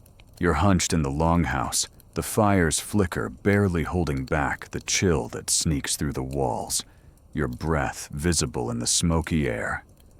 Winter's claws are deep, and every gust finds a way to pierce your layers, reminding you that survival hinges on the clothes keeping you warm. You're learning the Viking art of mending garments daily, stitching torn wool and patching furs to block icy drafts. Needle in hand, you're squinting by the firelight. Your fingers clumsy but determined, knowing a single rip could let the cold claim you. Vikings were relentless about maintaining their clothing, as shown by bone needles and patched textiles found at sites like Jorvik, proof they repaired daily to stay protected. You're holding one of those needles now, the one you carved from antler. It's point sharp but tricky to thread. Your cloak's taken a beating, torn from that trek to the market, snagged by branches, and you're patching it with a scrap of wool, hoping to seal the gap. The longhouse is a hive of quiet work. Astrid stitching leggings, Bjorn sewing a boot, and the kids are weaving cordage for laces. You're threading the needle with flax thread, your hands stiff from the cold, and you're cursing as it slips. The matriarch's watching her steely eyes, missing nothing, and she tosses you a tip, small stitches, tight pull. You're nodding, trying again, and you're starting to get the rhythm, each stitch a tiny victory against the wind. A quirky tidbit: some Vikings reportedly chewed leather to soften it for sewing, believing spit added strength. You're sticking to needle and thread, but you're eyeing the leather pile, half tempted to try it. Historians still argue whether clothing repairs were a communal task or left to individuals, with some sagas suggesting women led the work, while others describe everyone pitching in. Either way, you're all hands on deck. Your cloak's tear is closing the patch, uneven, but holding, and you're moving to a ripped mitten, its thumb split from hauling wood. You're using a thicker thread, now doubling it for strength, and you're feeling a strange pride, like you're armoring yourself against winter's bite. You're learning to spot weak spots. Your tunic's hem is fraying, and you're reinforcing it, stitching a leather strip to take the wear. The wolf pelt's fine, but its ties are loose, and you're retying them with cordage the kids made. Astrid's showing you how to darn a hole, weaving thread in a crisscross that's almost art. You're trying it on your scarf, and it's messy, but it works. You're thinking of that seal fat you smeared on your face. Vikings were all about improvisation, and you're catching their vibe. You joke to yourself, Viking tailor stitch, fast, swear often. The longhouse smells of wool and smoke, and you're coughing, but the fire's warmth is keeping your fingers from freezing. The kids are giggling, trying to sew scraps into doll clothes, their needles wobbling. You're helping a girl with braids thread her needle, and she's beaming when it works. The clan's a team, and you're seeing how mending binds you. Everyone's got a needle. Everyone's fighting the cold. You're also checking others' work, pointing out a loose stitch on Bjorn's boot, and he's grumbling, but fixing it. You're noticing the materials. Wool's the star, tough, warm, and forgiving, but it's scarce, so you're patching with whatever's handy. Hide, flax, even woven bark. The matriarch's got a stash of scraps, and you're sorting through, picking a sturdy piece for your trousers, which tore at the knee during that star-lit trek. You're cutting it to size your knife, sharp from whetstone work, and you're sewing it on the patch, stiff but solid. You're also reinforcing seams, knowing a burst seam in a blizzard is bad news. Mending's not just practical, it's mental. The long nights are crushing, and stitching keeps your hands busy, your mind off the shrinking barrels. You're losing yourself in the work, the needle's rhythm drowning out the wind's howl. The clan's chatting, softly sharing tips. Astrid's talking about a cloak she patched with fish skin, and you're intrigued though, not sure you're that desperate yet. You're also teaching the kids, showing them how to knot thread, and their pride is infectious, warming you more than the fire. You're thinking about durability, Your boots are holding, but the soles are thin, and you're adding a leather patch, stitching it tight. You're also checking your mittens' linings, rabbit fur still soft, and you're sewing in extra wool to block drafts. The matriarch's inspecting your work, and you're holding your breath, but she nods, and you're exhaling proud. You're starting to see why clothes were sacred to Vikings. They weren't just fabric. They were survival, each stitch a stand against the cold. As night falls, the mending slows. You're finishing your cloak, tying off the thread, and it's holding strong, no draft sneaking through. The clan's wrapping up needles tucked away, and you're hanging your garments by the fire to dry the damp from snow. The kids are showing off their doll clothes, and you're clapping their laughter, a bright spot in the dark. Another joke pops up. Viking fashion fix. Sew it. Wear it, freeze less. You chuckle, pulling your wolf pelt tight, the bench creaking under you. You're thinking about the Vikings, how they turned scraps into armor stitches into strength. The cold's still out there, the barrel's low, but your clothes are ready. Your spirit patched as much as your cloak. You're settling in the fire banked the longhouse quiet, except for its crackle and a kid's soft hum. You're dreaming of needles and wool, the rhythm of stitching still in your hands. You're learning to love this task, this quiet fight against winter's tears. You drift off, ready for tomorrow's challenges, knowing your layers will hold. You're hunched in the longhouse, the fire's flicker barely holding back the chill that sneaks through the walls, your breath visible in the smoky air. Winter's claws are deep, and every gust finds a way to pierce your layers, reminding you that survival hinges on the clothes keeping you warm. You're learning the Viking art of mending garments daily, stitching torn wool, and patching furs to block icy drafts. Needle in hand, you're squinting by the firelight, your fingers clumsy but determined, knowing a single rip could let the cold claim you. Vikings were relentless about maintaining their clothing, as shown by bone needles and patched textiles found at sites like Jorvik, proof they repaired daily to stay protected. You're holding one of those needles, now the one you carved from antler. It's point sharp but tricky to thread. Your cloak's taken a beating, torn from that trek to the market, snagged by branches, and you're patching it with a scrap of wool, hoping to seal the gap. The longhouse is a hive of quiet work. Astrid's stitching leggings, Bjorn's sewing a boot, and the kids are weaving cordage for laces. You're threading the needle with flax thread, your hands stiff from the cold, and you're cursing as it slips. The matriarch's watching her steely eyes, missing nothing, and she tosses you a tip, small stitches, tight pull. You're nodding, trying again, and you're starting to get the rhythm each stitch, a tiny victory against the wind.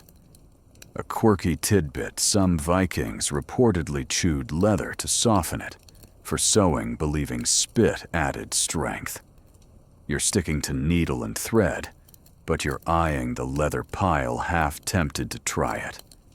Historians still argue whether clothing repairs were a communal task or left to individuals, with some sagas suggesting women led the work, while others describe everyone pitching in. Either way, you're all hands on deck. Your cloak's tear is closing the patch uneven, but holding, and you're moving to a ripped mitten, its thumb split from hauling wood. You're using a thicker thread, now doubling it for strength, and you're feeling a strange pride, like you're armoring yourself against winter's bite. You're learning to spot weak spots. Your tunic's hem is fraying, and you're reinforcing it, stitching a leather strip to take the wear. The wolf pelt's fine, but its ties are loose, and you're retying them with cordage the kids made. Astrid showing you how to darn a hole weaving thread in a crisscross that's almost art. You're trying it on your scarf, and it's messy, but it works. You're thinking of that seal fat you smeared on your face. Vikings were all about improvisation, and you're catching their vibe. You joke to yourself, Viking tailor stitch, fast swear often. The longhouse smells of wool and smoke, and you're coughing, but the fire's warmth is keeping your fingers from freezing. The kids are giggling, trying to sew scraps into doll clothes, their needles wobbling. You're helping a girl with braids thread her needle, and she's beaming when it works. The clan's a team, and you're seeing how mending binds you. Everyone's got a needle. Everyone's fighting the cold. You're also checking others' work, pointing out a loose stitch on Bjorn's boot, and he's grumbling, but fixing it. You're noticing the materials. Wool's the star, tough, warm, and forgiving, but it's scarce, so you're patching with whatever's handy. Hide flax, even woven bark. The matriarch's got a stash of scraps, and you're sorting through picking a sturdy piece for your trousers, which tore at the knee during that starlit trek. You're cutting it to size your knife sharp from whetstone work, and you're sewing it on the patch, stiff but solid. You're also reinforcing seams, knowing a burst seam in a blizzard is bad news. Mending's not just practical, it's mental. The long nights are crushing, and stitching keeps your hands busy, your mind off the shrinking barrels.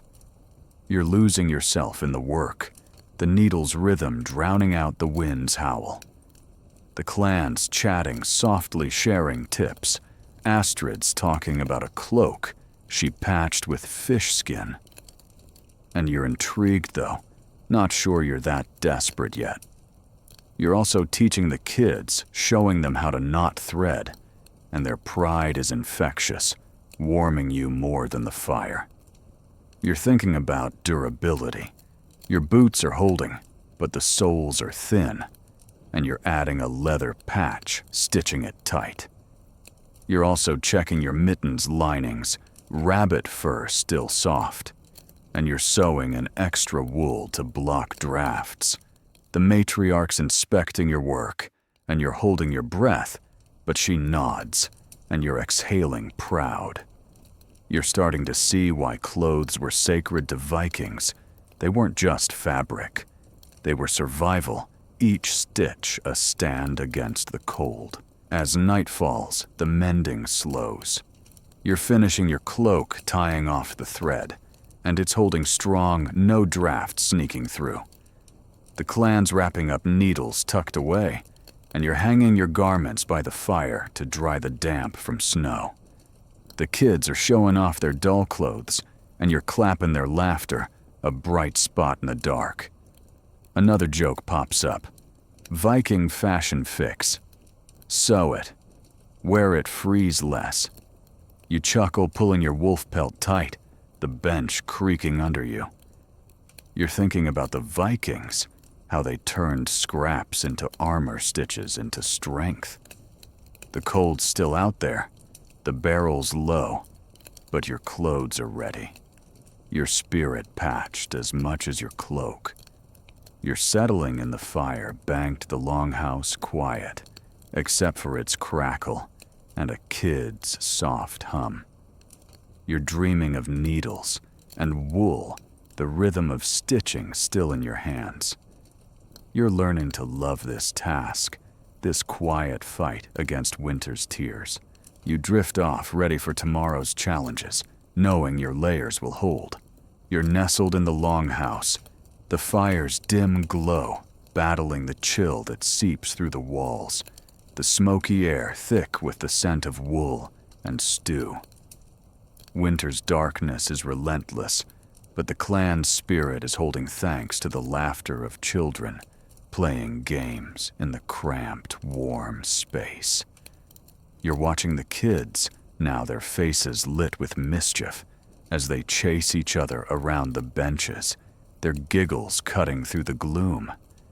You're about to join in, learning how Viking children's games keep morale high, turning the long nights into moments of joy. Children's games were a vital part of Viking life, as suggested by toys and game pieces found at sites like Ribe, showing kids stayed active even in winter. You're sitting cross-legged on the dirt floor, a girl with braids tugging your sleeve to join her game. They're playing a version of tag dodging benches and goats, their shouts echoing in the longhouse, the matriarch's watching her steely eyes softer, and you're realizing these games aren't just fun, they're a lifeline, keeping the clan's heart beating through the cold. The kids are inventive, using whatever's at hand. They've got a pile of sticks and bones, and you're learning their game. Knuckle bones, where you toss a sheep bone and try to catch it on your hand. You're trying it, fumbling the bone, and the kids are laughing, their joy infectious. A quirky tidbit, some Viking kids reportedly carved tiny ships from wood scraps, racing them in puddles when the snow melted. You're eyeing the bone pile, wondering if you could whittle a ship, but you're sticking to knuckle bones. For now, your fingers clumsy but determined. Historians still argue whether children's games were purely for fun or a way to teach skills like agility and strategy. Some sagas mention kids mimicking warrior moves, while others describe games as a way to burn energy in tight quarters.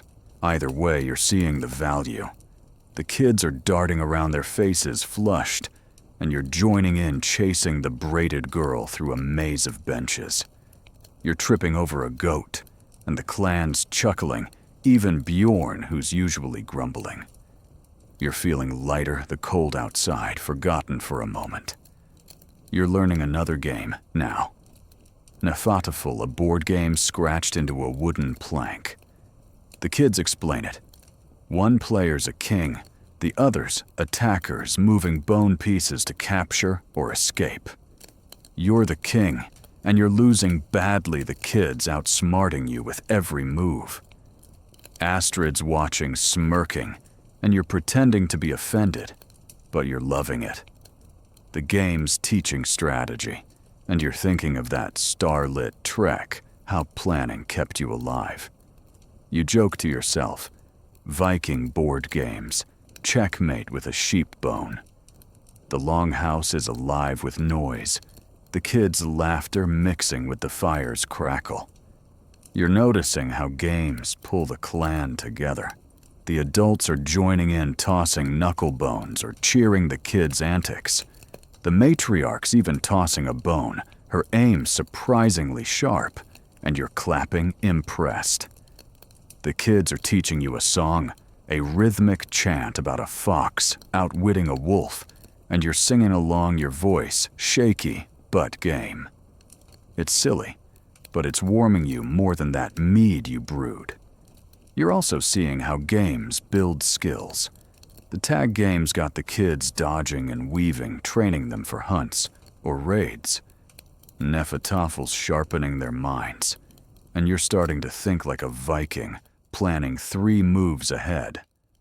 You're helping a boy carve a new game piece, your knife steady from that crafting session, and he's beaming when it's done. The clan's a team, and you're realizing games aren't just for kids, they're for everyone, a way to fight the winter's weight. The kids are tireless now, playing a game where they stack sticks to build a tiny longhouse, only to knock it down with a flick. You're joining in, stacking carefully, and when it falls, you're laughing harder than you have in days. The matriarch's watching, and you're catching a rare smile, a sign you're fitting in. You're also noticing the kids' resilience. They're hungry, cold, but still playing their spirits, unbreakable. You're thinking of that ritual for the sun, how hope kept you going, and you're seeing it in their games. You're teaching them a trick, now showing how to spin a flat stone, like a top, something you remember from childhood. They're thrilled spinning stones across the floor, and you're feeling like a hero, even if it's just for a moment. The longhouse's chaos is comforting the kids' energy, a spark in the dark. You're also keeping the fire going, tossing in a log, the smoke stinging but the warmth worth it. Another joke pops up. Viking daycare run play dodge the goats. You chuckle, your hand still tingling from the stone spinning. As night deepens, the game's slow. The kids are yawning, curling up in furs, but they're still whispering about their victories. You're helping them settle, tucking a blanket around the braided girl, her eyes heavy, but happy. The clan's quieter now, the fire banked, and you're pulling your wolf pelt, tight, the bench creaking under you. You're thinking about the Vikings, how they turned play into power, keeping spirits high when winter tried to crush them. The barrels are low, the cold's waiting, but the kids' laughter is echoing in your head, a reminder of joy. You're settling in the longhouse still, except for the fire's glow and a kid's soft snore. You're dreaming of knuckle bones and tiny ships, the kids' giggles still in your ears. The cold's out there, but you're warm, your heart lifted by the clan's play. You're learning to love these games, this spark of life in winter's grip. You drift off, ready for tomorrow's challenges, knowing the kid's spirit will carry you through. You're gathered in the longhouse. The fire's glow, a fragile barrier against the winter's icy grip. The smoky air thick with the scent of wool and fish. The cold is relentless, and the barrels are nearly empty. But tonight, the clan's rallying for a rare midwinter feast to boost morale. You're helping prepare, stirring a pot of stew, the aroma making your stomach growl. This isn't just a meal, it's a defiance, a moment to bond and remind everyone you're stronger than the dark. The clan's buzzing, and you're diving into the heart of Viking togetherness. Feasts were a vital part of Viking culture, even in lean times, as shown by cooking pits and animal bones found at sites like Lejre, suggesting communal meals to strengthen ties. You're in the thick of it now, the longhouse transformed into a banquet hall, benches, pushed close furs draped for warmth. The matriarch's directing her steely eyes softer as she portions out the precious hall venison from your hunt fish, from the lake, and barley from the market trade. You're stirring the stew chunks of deer and perch simmering with herbs, and it smells like hope. You're setting out wooden bowls, the kids helping their faces lit with excitement. The feast is modest, nothing like the summer sagas of overflowing tables, but it's a fortune in this frozen world. You're adding a handful of dried apples from that starlit trade, their sweetness a rare treat. A quirky tidbit some Vikings reportedly toasted with mead-soaked bread, believing it honored the gods and bonded the clan. You're tempted to try it, but you're sticking to the mead you brewed, warming it over the fire, its honeyed scent mingling with the stew. Historians still argue whether midwinter feasts were planned for morale or spontaneous responses to survival's strain. Some sagas describe them as ritualistic, tied to solstice celebrations, while others suggest they were desperate bids to lift spirits. Either way, you're feeling the lift. The clans gathered, their furs rustling, and Bjorn's carving the venison, his knife sharp, from your whetstone session. Astrid's passing out bread, flat, tough, but warm, and you're breaking off a piece, savoring the chew. You're starting to see why feasts matter. They're glue holding the clan together when winter tries to tear you apart. You're pouring mead, now the horn passing from hand to hand, its warmth chasing the cold from your bones. The kids get a diluted version giggling as they sip, and you're grinning their joy contagious. The matriarch raises her horn, toasting to Freyr for strength, and you're joining in your voice, blending with the clans. The stew's ready, and you're ladling it into bowls, steam rising the aroma, making your mouth water. You're sitting close shoulders, touching the longhouse alive with chatter and laughter. The feast is a balance, every bite's rationed, but it feels abundant. You're savoring the venison, its richness, a shock after weeks of bland porridge. The fish adds a familiar tang, and the apples give a sweet kick, reminding you of that snowy market. You're thinking of the kids' games, how their laughter carried you, and this feast feels like that, a spark in the dark. You joke to yourself, Viking potluck, bring your deer, share your dreams. The clan stories start flowing, and you're leaning in hungry for more than food. Bjorn's telling a tale of a feast where a skald sang so well the gods sent a thaw. You're skeptical, but the kids are wide-eyed, and you're clapping along, caught in the moment. Astrid's sharing a quieter story about a winter when a feast saved her family from despair, and you're nodding, feeling the weight of this night. The matriarch's even joining in her voice, low recounting a midwinter when the clan shared their last scraps and survived. You're starting to get it. Feasts aren't just about eating. They're about remembering who you are. You're helping clean up scraping bowls, saving every bone for broth, just like you learned with that deer. The kids are playing with apple scraps, pretending they're coins, and you're tossing them a few their giggles, warming you more than the fire. The mead's gone, but its buzz lingers, loosening tongues and easing worries. You're noticing how the clan's closer. Now their faces softer, their eyes brighter. The cold's still out there, but in here, it's distant, like a bad dream. The fire needs tending, and you're tossing in a log, the sparks dancing like the aurora from your starlit trek. The smoke's stinging, but you're used to it, and the warmth's worth every cough. You're also checking the barrels, noting the notches, and you're realizing this feast was a calculated risk.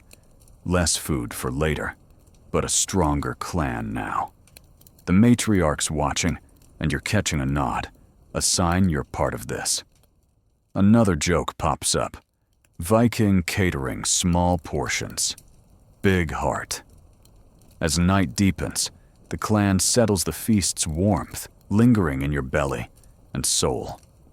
The kids are curling up in furs, still whispering about the stew, and you're tucking a blanket around the braided girl, her smile sleepy but content. You're pulling your wolf pelt tight, the bench creaking under you, and you're thinking about the Vikings, how they turned meals into memories, scarcity into strength. The barrels are lower, but the clan's spirit is high, and you're carrying that into the dark. Sleep's creeping in the longhouse, quiet, except for the fire's crackle and a kid's soft hum. You're dreaming of venison and mead, the clan's laughter still in your ears. The cold's out there the winter long, but you're warm, your heart full from this shared night. You're learning to love this feast, this act of defiance against the dark. You drift off ready for tomorrow's fight, knowing the clan's bond will carry you through. You're crouched in the longhouse. The fire's glow, a faint shield against the winter's icy claws, the smoky air heavy with the scent of wool and stew. The cold is a constant threat, and with rival clans as hungry as yours, you're learning to stay vigilant, guarding against raids that could steal your dwindling stores. You're gripping your sharpened spear, its edge gleaming from that whetstone session, and you're stationed near the door, eyes scanning the dark for any sign of trouble. In this frozen world, survival means protecting what's yours, and you're ready to defend the clan. Vikings faced raids even in winter, as shown by sagas like the Saga of the Volsungs, which describe desperate attacks on villages for food and furs. You're on watch now, the wind howling outside, snow piling against the longhouse walls. The clan's asleep, their snores mixing with the fire's crackle. But you're wide awake, your wolf pelt pulled tight. The matriarch's orders were clear. Keep the stores safe or you'll all starve. You're scanning the shadows, your spear a comfort knowing a rival could be lurking, driven by the same hunger gnawing at you. You're learning the signs of danger. A snapped twig, a footprint in the snow, a shadow that moves wrong, all could mean trouble. Bjorn's with you, his sword ready. His eyes sharp, despite the late hour. He's telling you about a winter raid years ago when a neighboring clan stole half their barley before dawn. You're listening, your grip tightening, and you're checking the door's bar, a heavy timber you reinforced yesterday. A quirky tidbit, some Vikings reportedly hung bells on their doors, believing the jingle scared off thieves or spirits. You're wishing for a bell now, but you're relying on your ears and instincts. Historians still argue whether winter raids were common or rare, with some sagas suggesting they were desperate acts, while others describe planned strikes to weaken rivals. Either way, you're not taking chances. The barrels are low, and that feast last night, while a morale boost cost you precious food. You're pacing quietly, your boots soft on the dirt floor, checking the walls for weak spots. The longhouse is sturdy, but a determined raider could pry a board loose, and you're not letting that happen. You're also watching the clan. The kids are curled in furs, the braided girl clutching a bone doll from their games. Astrid's asleep, her frostbitten fingers wrapped in yarrow salve you helped make. The matriarch's snoring, but you're betting she'd wake at the slightest noise. You're feeling the weight of their trust, knowing they're counting on you to keep them safe. You're thinking of that starlit trek, how the raven's wing guided you, and you're wishing for its clarity, now the aurora hidden by clouds. A sound, a soft crunch outside snaps you alert. You're signaling Bjorn, who's up in a flash, sword in hand. You're creeping to the door, spear raised, heart pounding. The snow's deep, but you're spotting tracks, fresh and human-sized, circling the longhouse. You're whispering to Bjorn, and he's nodding, his face grim. You're stepping outside the cold, hitting like a slap, and you're following the tracks, your spear ready. The wind's masking noise, and you're straining to hear praying it's just a fox. The tracks lead to a shed, where you store wood and hides. You're holding your breath, creeping closer, and you're spotting a figure hooded, crouched prying at the door. You're shouting stop, and the figure bolts, dropping a sack. Bjorn's faster, tackling them into the snow, and you're on them, spear poised. It's a young man, half-starved, his eyes wide with fear. He's from a rival clan, desperate, and you're torn, pity him or punish him. You're thinking of that fish you shared with a neighbor, how it built trust, and you're hesitating. Bjorn's hauling him up, and you're searching his sack, empty, thank the gods. You're letting him go with a warning, your voice stern, but your heart soft. He's stumbling off, and you're hoping he doesn't come back with friends. You're checking the shed, securing it with a heavier bar, and you're back at your post, adrenaline fading. You joke to yourself, Viking security spear, shout, and a soft spot for strays. Bjorn's chuckling, but he's proud, and you're feeling it too. A close call, but you held the line. You're back inside the fire's warmth, a relief, though the smoke stings your eyes. The clan's still asleep, unaware of the drama, and you're grateful for that. You're checking the stores, the barrels untouched, and you're breathing easier, knowing you've kept them safe. The matriarch stirs her eyes, meeting yours, and you're catching a nod, a rare gift. You're also thinking of that mead you brewed, how a sip would settle your nerves, but you're sticking to your post-spear in hand. The night's long, and you're rotating with Bjorn taking turns by the door. You're watching the snow fall, the tracks already fading, and you're feeling the clan's strength, their trust in you. You're also sharpening your spear, again the whetstone scrape, calming your nerves. The kids' laughter from their games echoes in your mind, and you're holding on to that joy, knowing it's what you're protecting. Another joke pops up, Viking night shift, no coffee, just cold and courage. As dawn nears, the clan stirs, the fire banked, but still warm. You're reporting to the matriarch, keeping your voice low, and she's listening, her face unreadable, but her nod firm. You're settling by the fire, your wolf pelt, tight the bench creaking under you. You're thinking about the Vikings, how they guarded their homes, turning vigilance into survival. The cold's out there, the barrel's low, but you're warm, your duty done. You're learning to love this watch, this quiet stand against winter's threats. You drift off dreaming of spears and snow, ready for tomorrow's fight. You're standing outside the longhouse, the wind howling like a pack of wolves, snow piling high against the walls as winter's grip tightens. The cold is a living enemy, and with rival clans lurking, you're learning to build snow defenses, piling walls of packed snow to shield your village from both weather and raiders. You're shoveling with a wooden spade, your hands numb despite your mittens, sweat freezing on your brow. This isn't just busy work, it's a fortress in the making, and you're determined to keep the clan safe.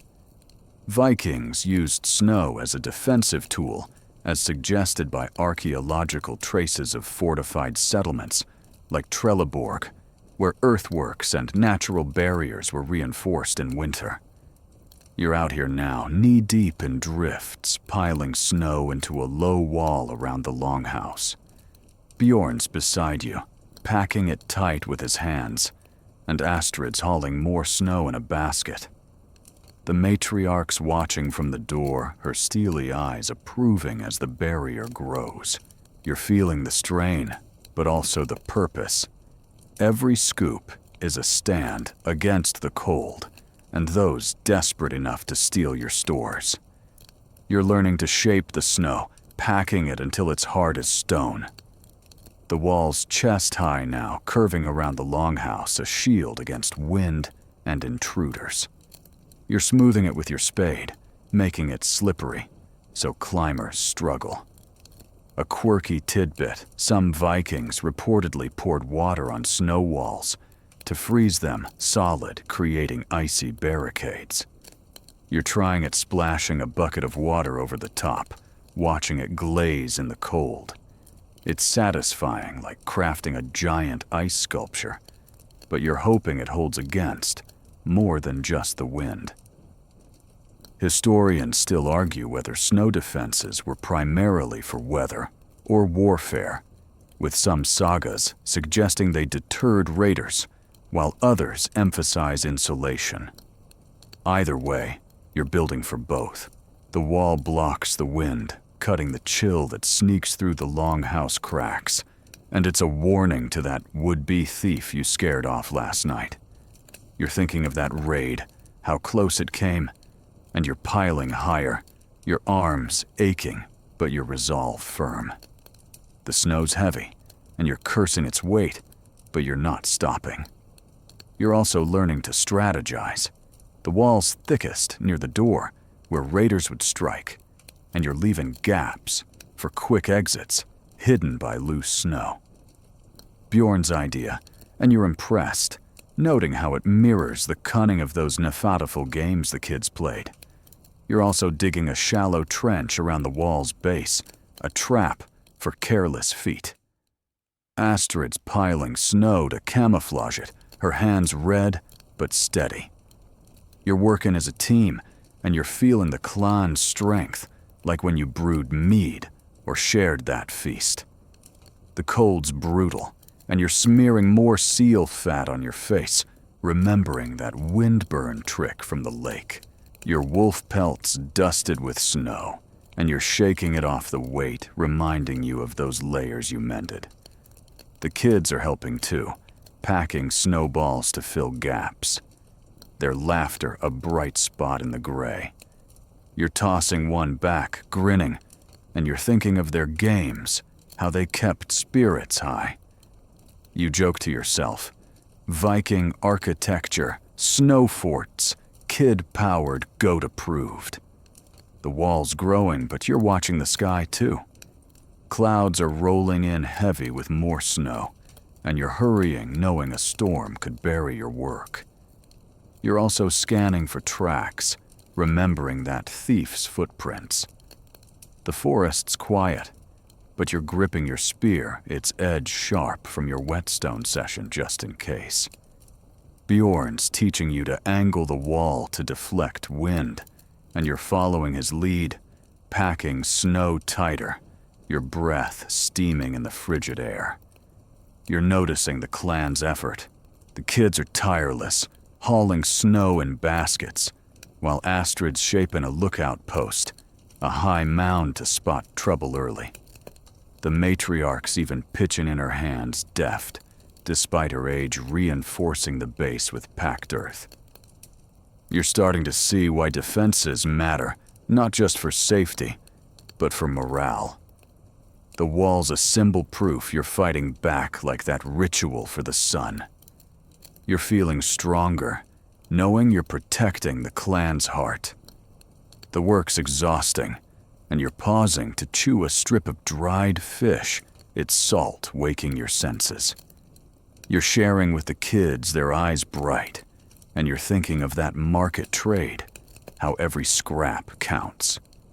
The wall's nearly done, circling the longhouse, its icy sheen glinting under the faint sun.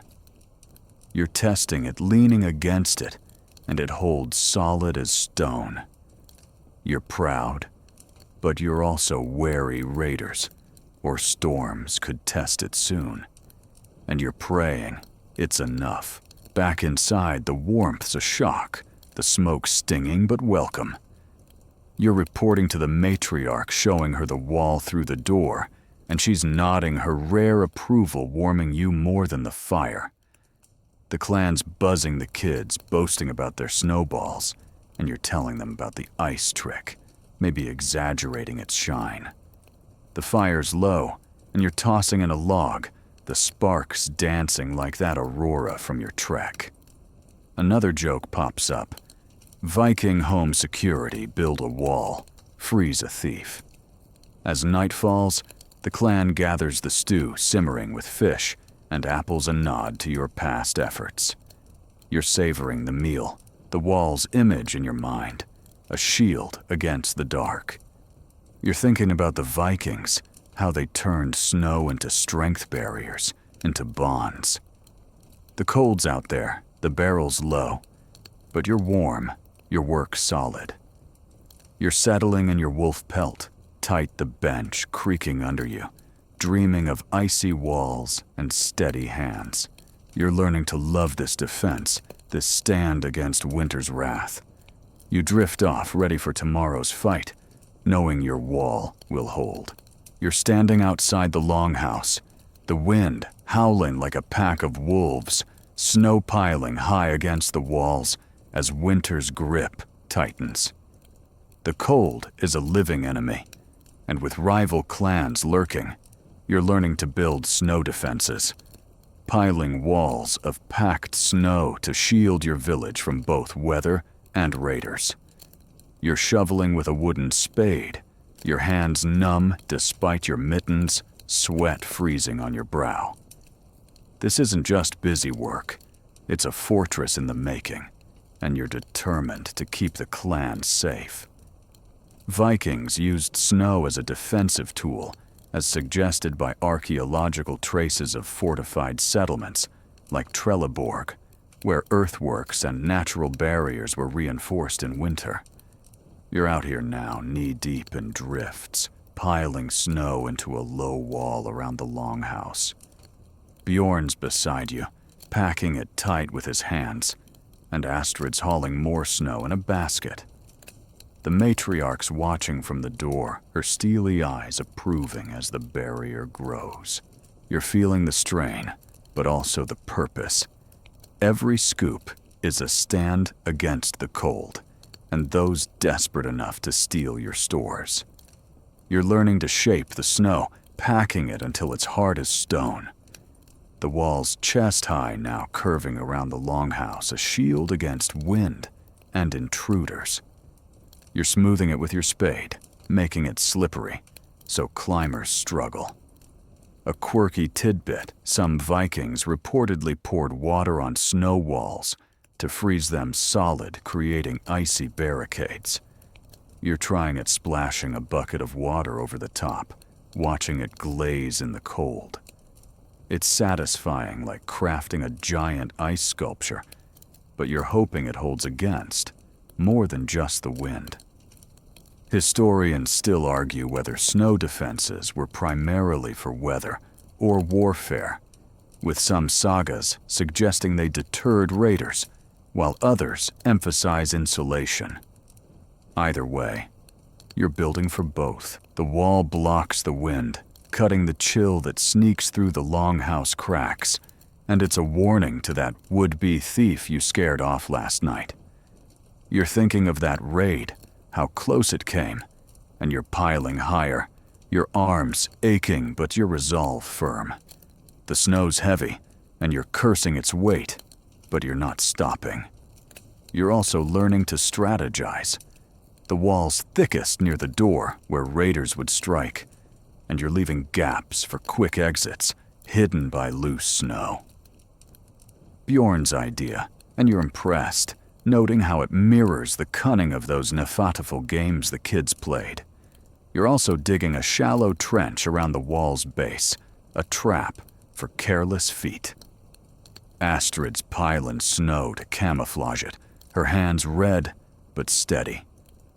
You're working as a team, and you're feeling the clan's strength, like when you brewed mead or shared that feast.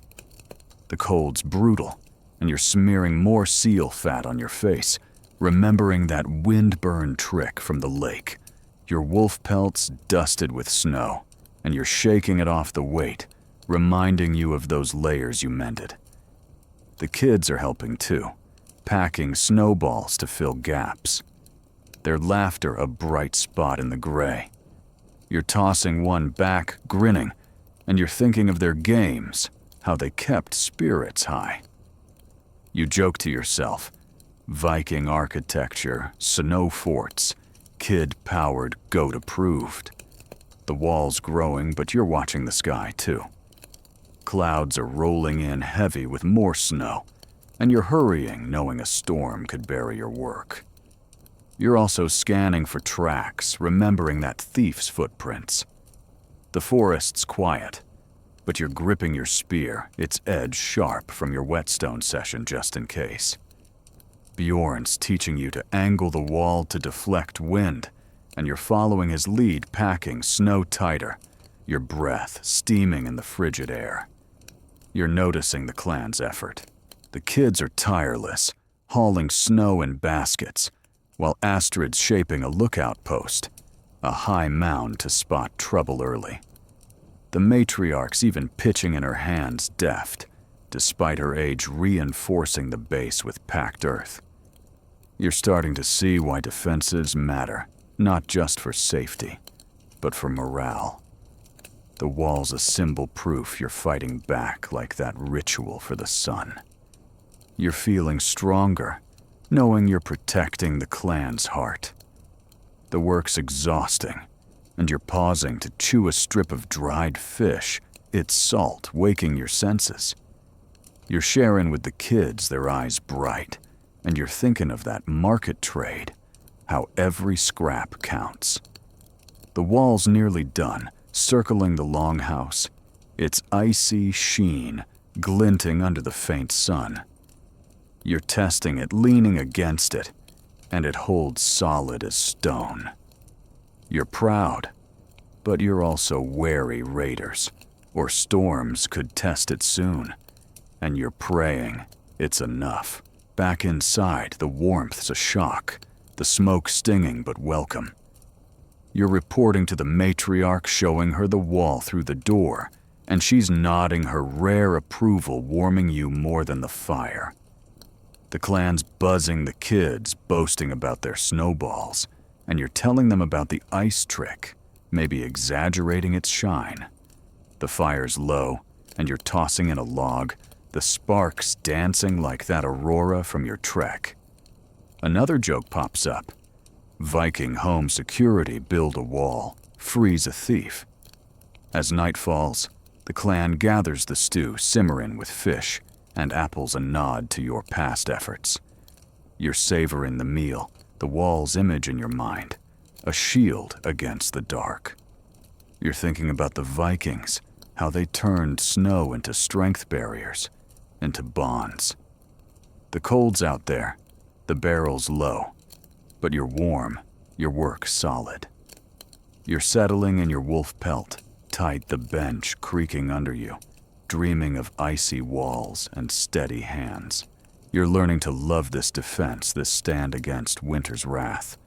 You drift off ready for tomorrow's fight, knowing your wall will hold. You're hunched by the longhouse fire, its flickering light, a fragile shield against the winter's icy bite. The smoky air thick with the scent of wool and damp wood. The cold is a relentless foe, and with spring still a distant dream, you're turning to a timeless Viking craft, carving runestones.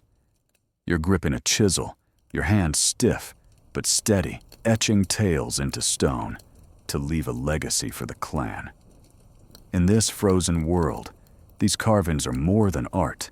They're a defiant mark against the dark, a way to ensure your story outlives the snow. Runestones were a Viking tradition, as shown by monuments like the Gelling Stones, inscribed with runes to honor deeds and defy oblivion. You're working on a slab of granite now, hauled from a nearby hill, its surface rough but solid. The firelight dances across it, and you're chiseling, carefully carving runes that tell of the clan's winter. Your hunt, the feast, the snow wall. The matriarch's watching, her steely eyes approving, and you're feeling the weight of this task, knowing these marks will speak when you're gone. You're learning the runes, their angular shapes, like secrets in the stone. Each one's a letter, a sound, a story, ansus for wisdom, urus for strength. You're etching a line about the deer hunt, your chisel tapping a rhythm, chips flying like tiny snowflakes. A quirky tidbit, some Vikings believed runes held magic, their shapes binding spirits to the stone. You're not sure about magic, but you're carving with care, hoping your words will endure. Like that mead you brewed, warming hearts long after your dust. Historians still argue whether runestones were memorials or boasts, with some sagas suggesting they honored the dead, while others say they bragged of living deeds. Either way, you're telling the clan's tale, your fish haul the market trade, the thief you scared off. You're sketching the runes first with charcoal, your fingers black and cold, then chiseling each stroke a promise to the future. The kids are watching the braided girl sketching her own runes in the dirt, and you're smiling her enthusiasm, a spark in the gloom. You're working slowly the granite, unyielding your hands aching from the cold. Bjorn's nearby carving a smaller stone for his son, his chisel steady, despite his grumbling about the frost.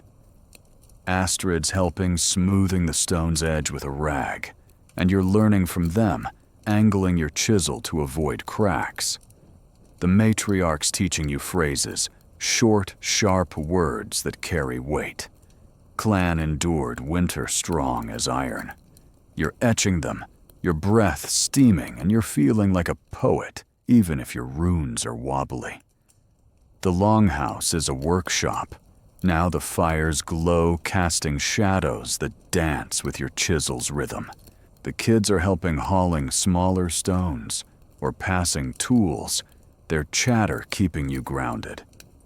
You're thinking of that Nefertafel game, how it taught strategy, and you're applying it here, planning each rune's place like a move on the board. You're also remembering that ritual for the sun, how you offered barley for hope. And this feels like that, a prayer in stone, a legacy for spring. You're carving a symbol, now a sun wheel for renewal, tying it to your dreams of green fields. The chisel's heavy, and you're pausing to warm your hands by the fire, the smoke stinging, but the warmth worth it. The clan's sharing stories, Bjorn talking about a runestone his father raised, still standing by the fjord. You're listening inspired, and you're carving deeper, wanting your stone to stand as long. You're also teaching the braided girl a rune rido for journey, her small hands mimicking yours, her pride warming you more than the fire. The stone's taking shape, its surface, a map of your winter, the hunt, the feast, the stars. You're etching a line about the aurora, how it guided your trek, and you're picturing it green and wild above the snow. The clan's watching their faces soft, and you're feeling their trust, their hope in your work. You're also using the stone to steady your mind.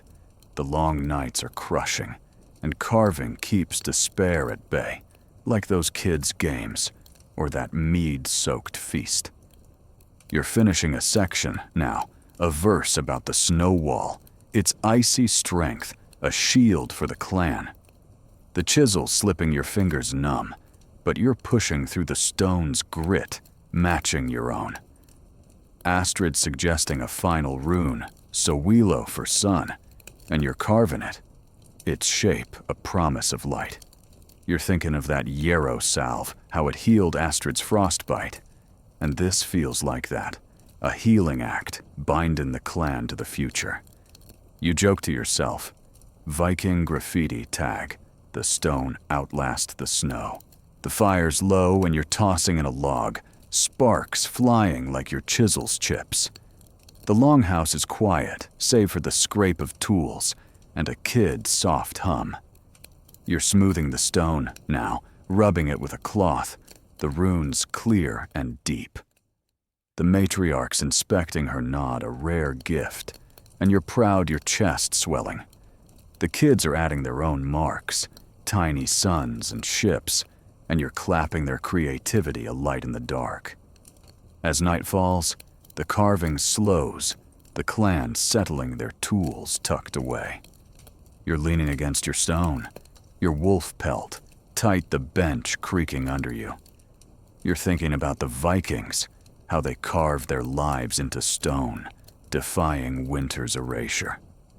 The cold's out there, the barrel's low, but your runes are eternal, a testament to your fight. Another joke pops up. Viking legacy, write in stone, not snow.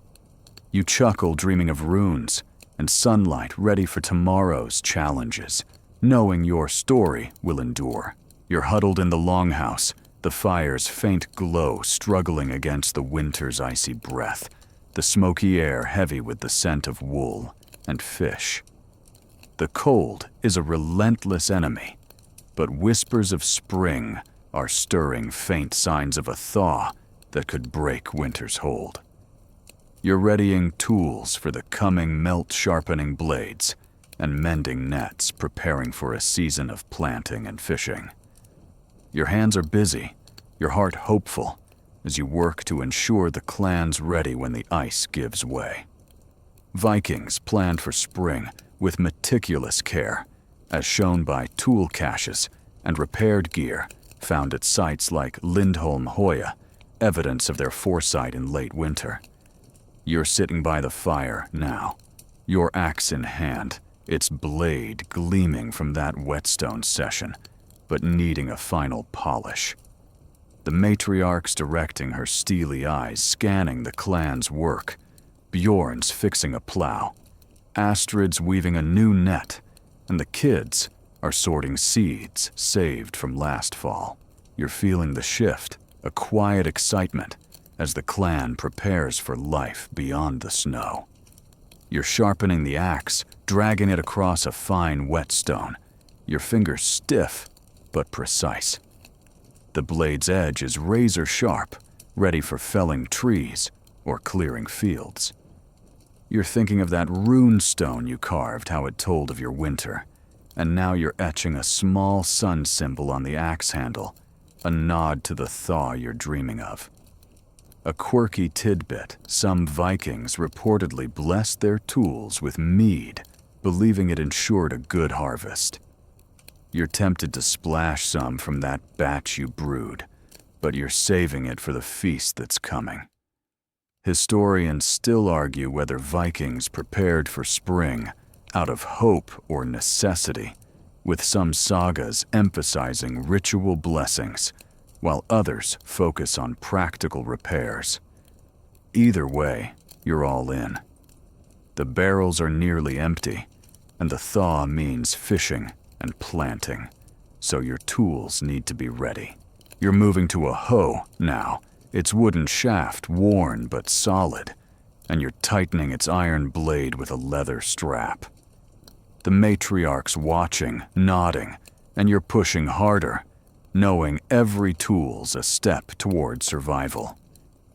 You're helping Astrid with the net, its flax fibers frayed from the ice fishing trip. You're weaving in new strands, your needle one you carved, threading smoothly thanks to those mending lessons. The net's crucial for the fjord, where fish will swarm once the ice breaks. Astrid's humming her hands deft, and you're matching her pace, the work grounding you. You're thinking of that starlit trek, how the raven's wing guided you, and you're hoping the stars will lead you to a bountiful spring. The kids are sorting seeds, barley, rye, a few precious peas, counting each one like gold. You're helping showing the braided girl how to check for rot, her small hands. Careful. She's asking about planting, and you're describing fields green with shoots drawing on those dreams you shared. The clan's buzzing tools piling up hoes, sickles, fishing spears. You're also repairing a rake, its teeth loose, and you're hammering them tight. Your hands aching, but your focus sharp. You joke to yourself, Viking spring cleaning, sharpen, weave, pray for sun. The longhouse is a workshop. The fires crackle, mixing with the scrape of tools, and the kids chatter. You're noticing how preparation unites the clan like that snow wall or the feast. Bjorn's testing his plow, dragging it across the dirt floor, and you're clapping, impressed by its weight. The matriarch's sorting rope, her hands quick, and you're learning to coil it ready for hauling wood or nets. Every task feels like a promise, a bridge to the thaw you're all craving. You're thinking about the land too. The fields are buried under snow, but you're picturing them clear, ready for planting. You're checking a seed basket, ensuring it's dry, and you're remembering that market trade, how those apples gave you hope. The clan's sharing stories. Bjorn's talking about a spring when the barley grew taller than a man. And you're listening, your hands busy with a fishing spear, its tip sharpened for the fjord. You're also teaching the kids, showing them how to tie knots, their pride a spark in the gloom. The fire's low, and you're tossing in a log, sparks dancing like the aurora from that trek. The smoke stings, but you're used to it, and the warmth's keeping your hands nimble. You're also mending a basket, weaving willow strips for carrying seeds, and Astrid's helping her fingers fast. You're thinking of that yarrow salve, how it healed her frostbite, and this feels like that, a healing act preparing for life after winter. Another joke pops up, Viking to-do list. Fix tools, dodge despair, dream green. The clan's work is piling up tools, gleaming nets, tight seeds sorted. You're testing your axe, swinging it at a log, the cut clean and deep. The matriarch's inspecting her nod, a rare gift, and you're proud, your chest swelling.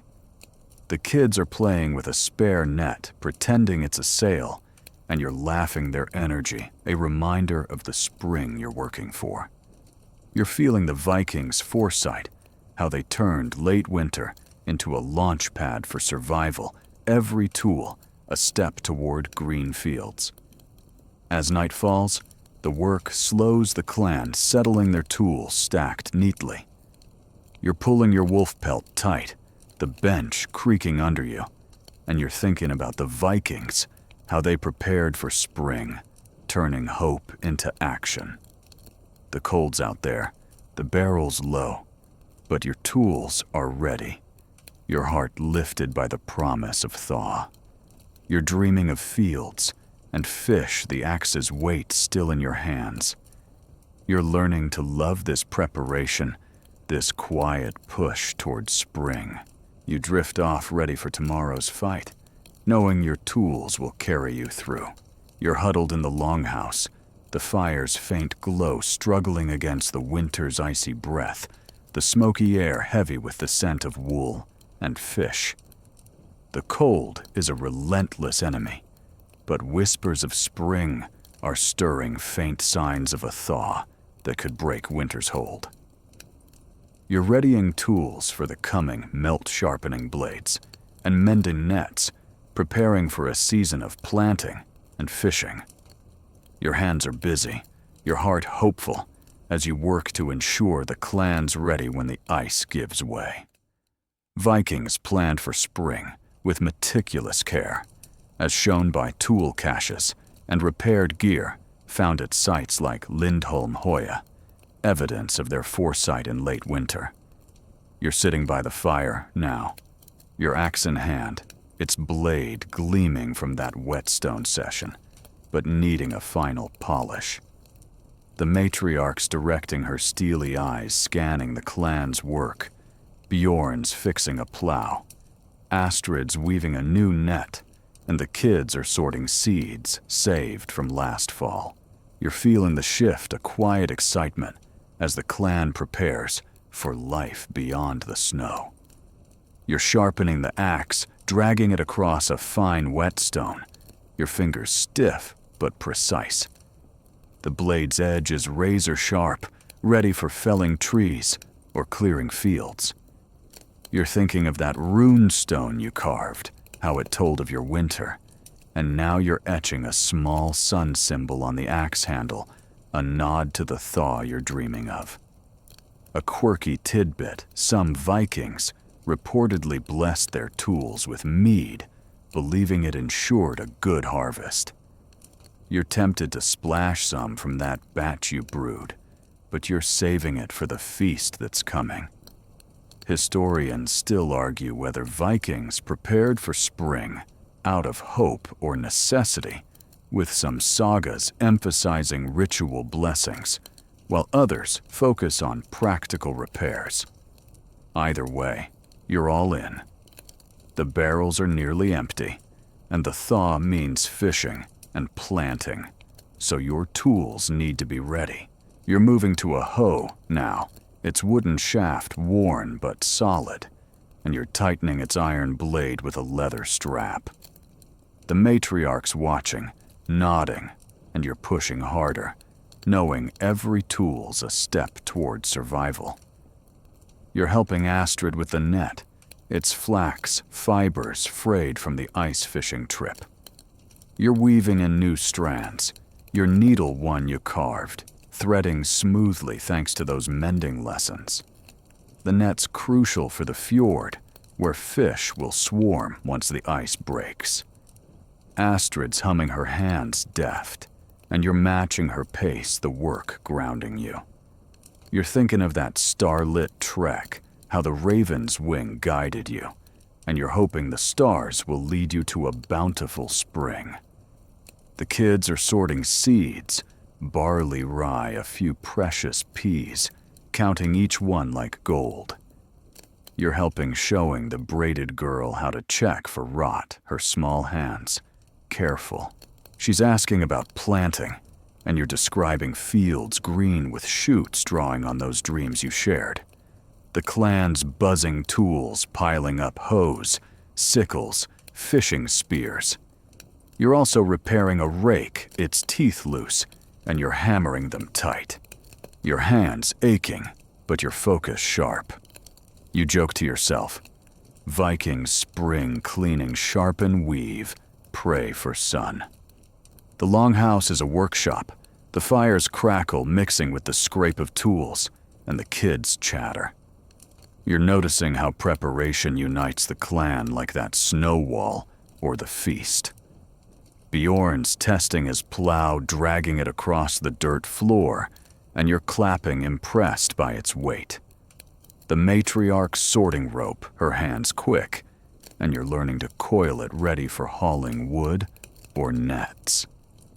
Every task feels like a promise, a bridge to the thaw you're all craving. You're thinking about the land, too.